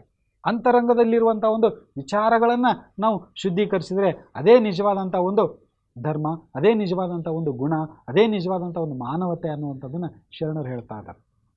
ಒಂದು ಕಡೆ ಶರಣ ಜೇಡರ ದಾಶಿಮಯ್ಯ ಅವರು ಹೇಳಿರುವಂಥ ಮಾತನ್ನು ನಾವು ಸ್ಮರಿಸ್ಕೊಳ್ಳೋದಾದ್ರೆ, ಹಸಿವಿಲ್ಲದ ಬೊಂಬೆಗೆ ತೃಷೆಯಿಲ್ಲದ ನೀರೆರೆದು ಮಾಡುವಂಥ ಪೂಜೆ ಅದು ಸೂಕ್ತವೇ? ಮತ್ತೆ ಮತ್ತೆ ಅವ್ರು ಹೇಳುವಂಥದ್ದು, ಹಸಿವಿಲ್ಲದ ಬೊಂಬೆಗೆ ತೃಷೆಯಿಲ್ಲದ ನೀರೆರೆದು ಮಸಕವಿಲ್ಲದ ಮಾತು ಮನದಲ್ಲಿ ಹೇಳಿದೊಡೆ. ಈ ವಚನವನ್ನು ಸ್ಮರಿಸಿಕೊಂಡಾಗ ಈ ಅರ್ಚನೆ, ಪೂಜೆ, ಧೂಪ, ದೀಪಾರತಿಯ ಮಹತ್ವ ಎಷ್ಟರದ್ದು ಎನ್ನೋದು ನಮಗೆ ಒಡಮೂಡ್ತಾ ಇದೆ ಅಂತಕ್ಕಂಥದ್ದನ್ನು ನಾವಿಲ್ಲಿ ಗಮನಿಸ್ತಕ್ಕಂಥದ್ದು. ನಿಜವಾಗಿಯೂ ಯಾವುದು ಪೂಜೆ ಅಂತಂದರೆ ನಾವಿಲ್ಲಿ ನಮ್ಮ ಒಂದು ವ್ಯಕ್ತಿತ್ವವನ್ನು ರೂಪಿಸಿಕೊಳ್ಳೋದೇ ಶ್ರೇಷ್ಠವಾದಂಥ ಪೂಜೆಯಾಗಿದೆ ಅಂಥೇಳಿ ಶರಣರು ಮತ್ತೆ ಮತ್ತೆ ವ್ಯಕ್ತಿತ್ವಕ್ಕೆ ಮಹತ್ವವನ್ನು ಕೊಡ್ತಾರೆ ಅಂತಕ್ಕಂಥದ್ದು. ಮುಂದಿನ ಅಂಶಕ್ಕೆ ಹೋಗೋದಾದರೆ, ಮನುಷ್ಯನಲ್ಲಿ ಬೇಕಾಗಿರುವಂಥದ್ದು ಪರಸ್ಪರ ಸೌಹಾರ್ದತೆ, ಪರಸ್ಪರ ಸಹಕಾರ. ಇವೆಲ್ಲವೂ ಬೇಕು ಈ ಸಮಾಜಕ್ಕೆ. ಆದರೆ ಅದು ಎದರಿಂದ ಸಾಧ್ಯ? ಐಕ್ಯತೆಯಿಂದ ಸಾಧ್ಯ, ಒಂದಾಗಿದ್ದರೆ ಸಾಧ್ಯ. ಹಾಗಾಗಿ ನಾವೆಲ್ಲರೂ ಒಂದಾಗಿ ಬಾಳಬೇಕು ಅನ್ನುವಂಥದ್ದು ಶರಣರ ಮೂಲ ಪರಿಕಲ್ಪನೆಯಾಗಿತ್ತು. ಲೋಕದ ಸಮಸ್ತ ಜನರಲ್ಲಿ ಐಕ್ಯತೆಯನ್ನು ಮೂಡಿಸಬೇಕು, ನಾವೆಲ್ಲರೂ ಒಗ್ಗೂಡಿಸ್ಬೇಕು. ಪರಸ್ಪರ ಒಂದು ಸಹಕಾರ ಗುಣ, ಪರಸ್ಪರ ಒಂದು ಸೌಹಾರ್ದತೆಯ ಗುಣ, ಪರಸ್ಪರ ಒಂದು ಸಹೋದರತೆಯ ಭಾವವನ್ನು ಒಡಮೂಡಿಸ್ಬೇಕು. ಇಂದಿನ ಒಂದು ಕಾಲಘಟ್ಟದಲ್ಲಿ ಇವೆಲ್ಲವೂ ಅನಿವಾರ್ಯವಾಗಿದೆ ಅಂತಕ್ಕಂಥದ್ದು. ನಿಜವಾಗಿಯೂ ಸಹಿತ ನಾವು ಒಂದೇ ಕುಟುಂಬದಲ್ಲಿ ಬೆಳೆದವರಲ್ಲಿ ನಾವು ಇವತ್ತಿನ ಸಂದರ್ಭದೊಳಗೆ ಕಲಹಗಳನ್ನು ನೋಡ್ತಾ ಇದ್ದೀವಿ. ಇನ್ನು ಬೇರೆಯವರ ಮಾತನ್ನು ನೋಡಿದಾಗ ಎಷ್ಟೆಲ್ಲ ಕಲಹಗಳಿರಬಹುದು ಅನ್ನೋದನ್ನು ನೀವು ಊಹಿಸ್ಕೊಳ್ಳಿ. ಆದರೆ ಮನುಷ್ಯನಿಗೆ ಬೇಕಾಗಿರೋದು ಪರಸ್ಪರ ಸೌಹಾರ್ದತೆಯ ಗುಣ, ಸಹೋದರತೆಯ ಗುಣ. ಆ ಗುಣವನ್ನು ಮತ್ತೆ ಮತ್ತೆ ನಾವು ಅಳವಡಿಸ್ಕೊಳ್ಬೇಕು ಅನ್ನೋದು ಶರಣರ ಮಾತಾಗಿತ್ತು ಅಂತಕ್ಕಂಥ. ಈ ಸಂದರ್ಭಗಳಲ್ಲಿ ರಾಷ್ಟ್ರಗಳ ನಡುವೆ ಅಂತಃಕಲಹಗಳು ಏರ್ಪಟ್ಟಿವೆ. ನೀವು ಗಮನಿಸ್ಕೊಳ್ಬಹುದು. ಪ್ರಪಂಚದೆಲ್ಲೆಡೆ ಇವತ್ತು ಯುದ್ಧದ ವಾತಾವರಣ ನೆಲೆಗೊಂಡಿದೆ. ಅದಕ್ಕೆ ಕಾರಣ ಏನು? ನಾವೊಂದು ದೇಶವನ್ನು ವಿರೋಧಿ ರೀತಿಯೊಳಗೆ, ವೈರಿ ರೀತಿಯೊಳ ಪರಿಭಾವಿಸುವುದು ಎಷ್ಟು ಸೂಕ್ತ ಎಂಬುದನ್ನು ನಾವು ಮತ್ತೆ ಮತ್ತೆ ಪ್ರಶ್ನೆ ಮಾಡಿಕೊಳ್ಬೇಕಾದಂಥ ಅಗತ್ಯವೇ ಇದೆ. ಯಾಕೆ ಆ ವೈರತ್ವವನ್ನು ಮೂಡಿಸ್ಕೊಳ್ಳೋದಕ್ಕೆ ಕಾರಣ ಯಾಕೆ? ಮನುಷ್ಯನ ಮೂಲ ಗುಣ ಏನು? ಆ ಗುಣವನ್ನು ನಾವು ಮರೆತು ಇಲ್ಲಿ ಕ್ರೌರ್ಯವನ್ನು ಮೆರಿತಾ ಇದ್ದೀವಾ ಅನ್ನುವಂಥ ಪ್ರಶ್ನೆಗಳು ನಮಗಲ್ಲಿ ಉದ್ಭವ ಆಗ್ತಾ ಇದ್ದಾವೆ ಅಂತಕ್ಕಂಥದ್ದು. ಸೊ ಈ ನಿಟ್ಟಿನೊಳಗೆ ಇಲ್ಲಿ ಮನುಕುಲದೊಳಗೆ ನೆಲೆಗೊಳ್ಳಬೇಕಾದಂಥ ಒಂದು ಆ ಪರೋಪಕಾರ ಗುಣವನ್ನು, ಸೌಹಾರ್ದತೆಯನ್ನು ಶರಣರು ಮತ್ತೆ ಮತ್ತೆ ಹೇಳ್ತಾರೆ. ಅದನ್ನೊಂದು ಪ್ರಾಣಿಗಳ ಒಂದು ಉಲ್ಲೇಖ ಕೊಡ್ತಾ, ಒಂದು ವಚನವನ್ನು ಕೊಡ್ತಾ ಇಲ್ಲಿ ಹೇಳ್ತಾ ಇದ್ದಾರೆ. ನೀವು ಗಮನಿಸಿ, ಮನುಷ್ಯನು ತನ್ನ ಸ್ವಾರ್ಥ ಬುದ್ಧಿಗೆ ಒಳಗಾಗಿ ಪ್ರಾಣಿ ಪಕ್ಷಿಗಳಿಗಿಂತ ಕೀಳಾಗಿ ಇವತ್ತು ಬದುಕ್ತಾ ಇದ್ದಾನೆ. ಪ್ರಾಣಿ ಪಕ್ಷಿಗಳಿಗಿಂತ ಒಂದು ಪ್ರಾಣಿ ಒಂದು ಆಹಾರವನ್ನು ಕಂಡಾಗ ತನ್ನ ಬಳಗವನ್ನು ಕರೆದು ಅದು ಊಟ ಮಾಡುತ್ತೆ. ಒಂದು ಪಕ್ಷಿ ಅದೇ ರೀತಿಯಾಗಿ ಬದುಕ್ತಾ ಇದ್ದೇವೆ. ಆದರೆ ಮನುಷ್ಯ ಇವತ್ತು ಎಷ್ಟು ಸ್ವಾರ್ಥ ಜೀವಿಯಾಗಿದ್ದಾನೆ. ಬಸವಣ್ಣನವರ ಒಂದು ವಚನವನ್ನು ನಾವು ನೋಡಿದಾಗ, ಕಾಗೆಯೊಂದಗಳ ಕಂಡರೆ ಕೂಗಿ ಕರೆಯದೆ ತನ್ನ ಬಳಗವಲ್ಲವ, ಕೋಳಿ ಒಂದು ಕುಟುಕ ಕಂಡಡೆ ಕೂಗಿ ಕರೆಯದೆ ತನ್ನ ಕುಲವೆಲ್ಲವ, ಶಿವಭಕ್ತನಾಗಿ ಭಕ್ತಿ ಪಕ್ಷವಿಲ್ಲದಿದ್ದಡೆ ಕಾಗೆ ಕೋಳಿಗಳಿಗಿಂತ ಕರಕಷ್ಟ ಕೂಡಲ ಸಂಗಮ ದೇವ. ಕೂಡಿ ಬಾಳಿದ್ರೆ ಸ್ವರ್ಗ ಸುಖ ಅಂತ ಒಂದು ಗಾದೆ ಮಾತಿದೆ. ಆದರೆ ಆ ರೀತಿ ನಾವು ಬದುಕ್ತಾ ಇದ್ದೀವಾ? ಶರಣರೆಲ್ಲರೂ 12ನೇ ಶತಮಾನವನ್ನು ನಾವು ಅವಲೋಕನ ಮಾಡಿದಾಗ ಸರ್ವ ಸಮತಾವಾದವನ್ನು ಜಾರಿಗೆ ತಂದು ಪರಸ್ಪರ ಪ್ರೀತಿ, ಸೌಹಾರ್ದ ಗುಣದಿಂದ, ಅಂತಃಕರಣದಿಂದ ಬದುಕ್ತಕ್ಕಂಥ ಒಂದು ಅನೇಕ ಮೌಲ್ಯಗಳನ್ನು ಅವರು ಹೊಂದಿದ್ರು. ಆದರೆ ನಾವು ಇವತ್ತು ಆ ಗುಣಗಳನ್ನು ಹೊಂದ್ತಾ ಇದ್ದೀವಾ ಅನ್ನುವಂಥ ಪ್ರಶ್ನೆಗಳನ್ನು ನಾವು ಇಲ್ಲಿ ಮಾಡಿಕೊಳ್ಬೇಕಾದಂಥ ಅನಿವಾರ್ಯತೆ ಇದೆ. ಗಮನಿಸಿ, ಕಾಗೆ ಒಂದು ಅಗಳು ಕಂಡ ತಕ್ಷಣವೇ ಏನು ಮಾಡುತ್ತೆ? ತನ್ನ ಬಳಗವನ್ನು ಕರೆದು ಅದು ಊಟ ಮಾಡುತ್ತೆ. ಆದರೆ ನಾವು ಎಲ್ಲವೂ ನನಗೇ ಇರಲಿ, ಎಲ್ಲವೂ ನನ್ನದೇ ಅಂತಕ್ಕಂಥ ಒಂದು ಸ್ವಾರ್ಥಪರ ಗುಣವಾದ ಒಂದು ಅಂಶಗಳನ್ನು ನಮ್ಮ ಮನಸ್ಸಿನೊಳಗೆ ನೆಲೆಗೊಳಿಸ್ತಾ ಇದ್ದೀವಿ. ಇದು ಎಲ್ಲ ಒಂದು ಕಡೆ ವಿಶ್ವ ಬಂಧುತ್ವಕ್ಕೆ ವಿರೋಧ ಆಗ್ತಾ ಇದೆ. ಅದಕ್ಕಾಗಿ ಪರಸ್ಪರ ಸಹಕಾರ ಗುಣದಿಂದ, ಪರಸ್ಪರ ಸೌಹಾರ್ದ ಗುಣದಿಂದ ಬದುಕಬೇಕು ಅನ್ನುವಂಥ ಈ ಶರಣರ ಮೌಲ್ಯಗಳು ವಿಶ್ವ ಬಂಧುತ್ವಕ್ಕೆ ಸಾಕ್ಷಿಯಾಗಿವೆ ಅನ್ನೋದನ್ನು ನಾವು ಗಮನಿಸ್ಬೋದು. ಇನ್ನು ಕೊನೆಯ ಅಂಶಕ್ಕೆ ನಾವು ಬರೋದಾದರೆ, ಉತ್ತಮ ನಾಗರಿಕನಾಗಬೇಕು ಅಂತಂದ್ರೆ ನಾವು ಸಾಮಾಜಿಕ ಸಪ್ತಸೂತ್ರಗಳನ್ನು ಅಳವಡಿಸ್ಕೊಳ್ಬೇಕು. ಅಂತಹ ಸಪ್ತಸೂತ್ರಗಳನ್ನು ಅಭಿವ್ಯಕ್ತಿಸಿದಂಥವರು ಶರಣರು ಅಂತಕ್ಕಂಥದ್ದು. ಇಂದಿನ ಅನೇಕ ಸಂವಿಧಾನದಲ್ಲಿ ಅಳವಡಿಸಲಾದಂಥ ಅಂಶಗಳನ್ನು ನಾವಿಲ್ಲಿ ನೋಡಿದಾಗ ಅವು ಈ ಶರಣರ ವಚನದಿಂದ ಪ್ರೇರಿತವಾಗಿವೆಯೇ ಎಂಬ ಪ್ರಶ್ನೆಯನ್ನು ನಾವಿಲ್ಲಿ ಹಾಕಿಕೊಂಡಾಗ ಎಲ್ಲ ಒಂದು ಕಡೆ ಈ ಶರಣರ ವಚನಗಳು ಆ ಕಾನೂನುಗಳಿಗೆ ಪೂರಕವಾಗಿವೆ ಅನ್ನೋದನ್ನು ನಾವು ಗಮನಿಸ್ಕೊಳ್ಬೋದು. ಮನುಷ್ಯನು ಸಮಾಜದಲ್ಲಿ ಶ್ರೇಷ್ಠವಾಗಿ ಬದುಕಬೇಕಾದ್ರೆ ಕಾಯ, ಮಾತು, ಮನಸ್ಸು ಈ ಮೂರು ಕೂಡ ಶುದ್ಧವಾಗಿರಬೇಕು. ಇವುಗಳ ವಿರುದ್ಧವಾಗಿ ಯಾವಾಗಲೂ ಕೂಡ ಅವನು ವರ್ತಿಸಬಾರದು. ಕೊಲೆ, ಕಳುವು, ಹುಸಿ, ಅಸಹ್ಯ ಗುಣಗಳು ವ್ಯಕ್ತಿಯ ವ್ಯಕ್ತಿತ್ವಕ್ಕೆ ಧಕ್ಕೆಯನ್ನು ತರ್ತವೆ. ಉತ್ತಮ ನಾಗರಿಕ ಜೀವನಕ್ಕೆ ಬಸವಣ್ಣನವರು ಬೋಧಿಸಿದಂತಹ ಸಾಮಾಜಿಕ ಸಪ್ತಸೂತ್ರಗಳು ಯಾವಾಗಲೂ ಸಾರ್ವಕಾಲಿಕ ಆಗಿದ್ದಾವೆ. ಎಲ್ಲ ಕಾಲಕ್ಕೂ ಎಲ್ಲ ದೇಶಕ್ಕೂ ಒಪ್ಪುವಂಥ ಚಿಂತನೆಗಳು ಅಂತ ಅಂಶಗಳು ಈ ವಚನಗಳೊಳಗೆ ನಾವು ನೋಡ್ಬೋದಾಗಿದೆ. ಬಸವಣ್ಣನವರ ವಚನವನ್ನು ನಾವು ಉಲ್ಲೇಖಿಸೋದಾದರೆ, ಕಲಬೇಡ, ಕೊಲಬೇಡ, ಹುಸಿಯ ನುಡಿಯಲು ಬೇಡ, ಮುನಿಯಬೇಡ, ಅನ್ಯರಿಗೆ ಅಸಹ್ಯ ಪಡಬೇಡ, ತನ್ನ ಬಣ್ಣಿಸಬೇಡ, ಇದರ ಅಳಿಯಲು ಬೇಡ. ಇದೇ ಅಂತರಂಗ ಶುದ್ಧಿ, ಇದೇ ಬಹಿರಂಗ ಶುದ್ಧಿ, ಇದೇ ನಮ್ಮ ಕೂಡಲ ಸಂಗಮ ದೇವನೊಲಿಸುವ ಬಲಿ. ನೋಡಿ, ಇಲ್ಲಿ ಪಟ್ಟಿ ಮಾಡ್ತಾ ಹೋದರೆ 7 ಅಂಶಗಳು ನಮಗೆ ಕಂಡು ಬರ್ತಾವೆ. ಕಳ್ಳತನ ಮಾಡಬೇಡ, ಕೊಲೆ ಮಾಡಬೇಡ, ಸುಳ್ಳು ಹೇಳಬೇಡ, ಸಿಟ್ಟು ಮಾಡಿಕೊಳ್ಳಬೇಡ, ಇತರರನ್ನ ಕಂಡು ಅಸಹ್ಯ ಕೊಟ್ಕೋಬೇಡ, ಆತ್ಮ ಪ್ರಶಂಸೆಯಲ್ಲಿ ತೊಡಗಬೇಡ, ಎದುರು ದೂಷಿಸಬೇಡ. ಈ ಎಲ್ಲ ಚಿಂತನೆಗಳು ಆತ್ಮೋದ್ಧಾರಕ್ಕೆ, ಆತ್ಮಶುದ್ಧಿಗೆ ಸರಳವಾದಂಥ ಮಾರ್ಗ ಆಗಿವೆ ಅಂತಕ್ಕಂಥದ್ದನ್ನು ನಾವಿಲ್ಲಿ ಮರೆಯೋ ಹಾಗಿಲ್ಲ. ಅಂತರಂಗದಲ್ಲಿ ನಾವು ಅತ್ಯುನ್ನತವಾದಂಥ ಗುಣವನ್ನು ಅಳವಡಿಸ್ಕೊಳ್ಳಬೇಕು. ಅಂದಾಗ ಮಾತ್ರ ಬಹಿರಂಗವೂ ಕೂಡ ಶ್ರೇಷ್ಠವಾಗಿರಲಿಕ್ಕೆ ಸಾಧ್ಯ ಇದೆ. ಬಹಿರಂಗದಲ್ಲಿ ಮಾನವ ಹಕ್ಕುಗಳ ಧರ್ಮವಾದ ಬಸವ ಧರ್ಮವು, ಅಂತರಂಗದಲ್ಲಿ ಆತ್ಮವಿಮರ್ಶೆ, ಆತ್ಮಸ್ಥೈರ್ಯ, ಆತ್ಮಸಂಯಮ, ಆತ್ಮಶುದ್ಧಿ, ಆತ್ಮಾನುಸಂಧಾನ, ಆತ್ಮಸಾಕ್ಷಿ, ಆತ್ಮವಿಶ್ವಾಸ, ಆತ್ಮ ನಿವೇದನೆ, ಆತ್ಮಾನಂದನ, ಆತ್ಮಾವಲೋಕನ ಮತ್ತು ಆತ್ಮ ಸಾಕ್ಷಾತ್ಕಾರ ಧರ್ಮವಾಗಿದೆ. ಈ ಎಲ್ಲವನ್ನು ನಾವು ಗಮನಿಸ್ತಕ್ಕಂಥದ್ದು. ಆತ್ಮವಿಮರ್ಶೆ, ಆತ್ಮಸ್ಥೈರ್ಯ, ಆತ್ಮಸಂಯಮ, ಆತ್ಮಶುದ್ಧಿ, ಆತ್ಮಾನುಸಂಧಾನ, ಆತ್ಮಸಾಕ್ಷಿ, ಆತ್ಮವಿಶ್ವಾಸ, ಆತ್ಮನಿವೇದನೆ, ಆತ್ಮಾನಂದ, ಆತ್ಮಾವಲೋಕನ ಮತ್ತು ಆತ್ಮ ಸಾಕ್ಷಾತ್ಕಾರ ಇವೆಲ್ಲವೂ ಸಹಿತ ಬಸವ ಧರ್ಮದಲ್ಲಿ, ಶರಣ ಧರ್ಮದಲ್ಲಿ ಅಡಕವಾಗಿರೋದ್ರಿಂದ ಇವೆಲ್ಲವೂ ಪ್ರತಿ ಲೋಕದ ಮನುಷ್ಯನ ಮನಸ್ಸಿಗೆ ಸಂಬಂಧಪಟ್ಟಿರೋದಾಗಿರೋದ್ರಿಂದ, ಆದ್ದರಿಂದಲೇ ಈ ಶರಣರ ತತ್ವಗಳು ವಿಶ್ವಬಂಧುತ್ವಕ್ಕೆ ಪೂರಕವಾಗಿವೆ, ಪ್ರೇರಕವಾಗಿವೆ ಅಂತಕ್ಕಂಥದ್ದು. ಇವುಗಳನ್ನು ಅಳವಡಿಸ್ಕೊಂಡಿದ್ದೇ ಆದರೆ ಜಗತ್ತು ಇಲ್ಲಿ ಸುಂದರವಾದ ಸಮಾಜ ಆಗ್ತದೆ ಅನ್ನುವಂಥ ಆಶಾಭಾವವನ್ನು ಶರಣರು 12ನೇ ಶತಮಾನದಲ್ಲೇ ಪ್ರತಿಪಾದಿಸಿದ್ದಾರೆ ಅಂತಕ್ಕಂಥದ್ದು.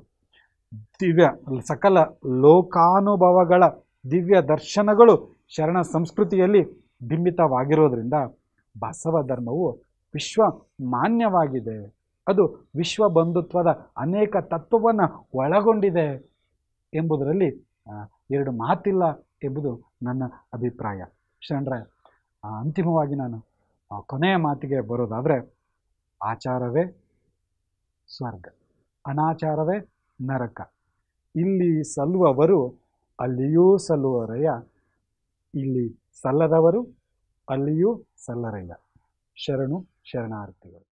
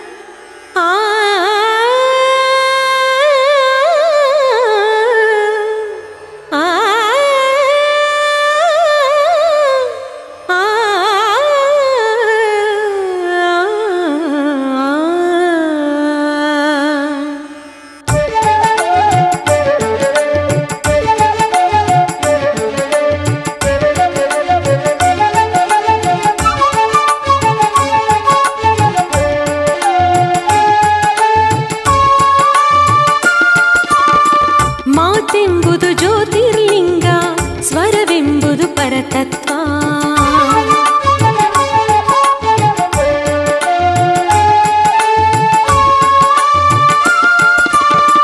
ಮಾತೆಂಬುದು ಜ್ಯೋತಿರ್ಲಿಂಗ, ಸ್ವರವೆಂಬುದು ಪರತತ್ವ. ಮಾತೆಂಬುದು ಜ್ಯೋತಿರ್ಲಿಂಗ, ಸ್ವರವೆಂಬುದು ಪರತತ್ವ. ತಾಳೋಷ್ಟದ ಸಂಪುಟವೇ ನಾದ ಬಿಂದು ಕಳಾತೀತ.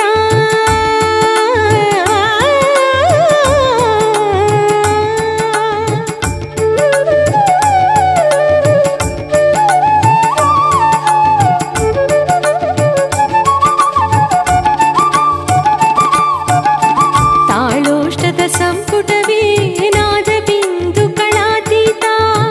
ಗುಹೇಶ್ವರನ ಶರಣರು ನುಡಿದು ಸೂತಕಿಗಳೆಲ್ಲ ಕೇಳ ಮರುಳೇ. ಗುಹೇಶ್ವರನ ಶರಣರು ನುಡಿದು ಸೂತಕಿಗಳೆಲ್ಲ ಕೇಳ ಮರುಳೇ. ಗುಹೇಶ್ವರನ ಶರಣರು ನುಡಿದು ಸೂತಕಿಗಳೆಲ್ಲ ಕೇಳ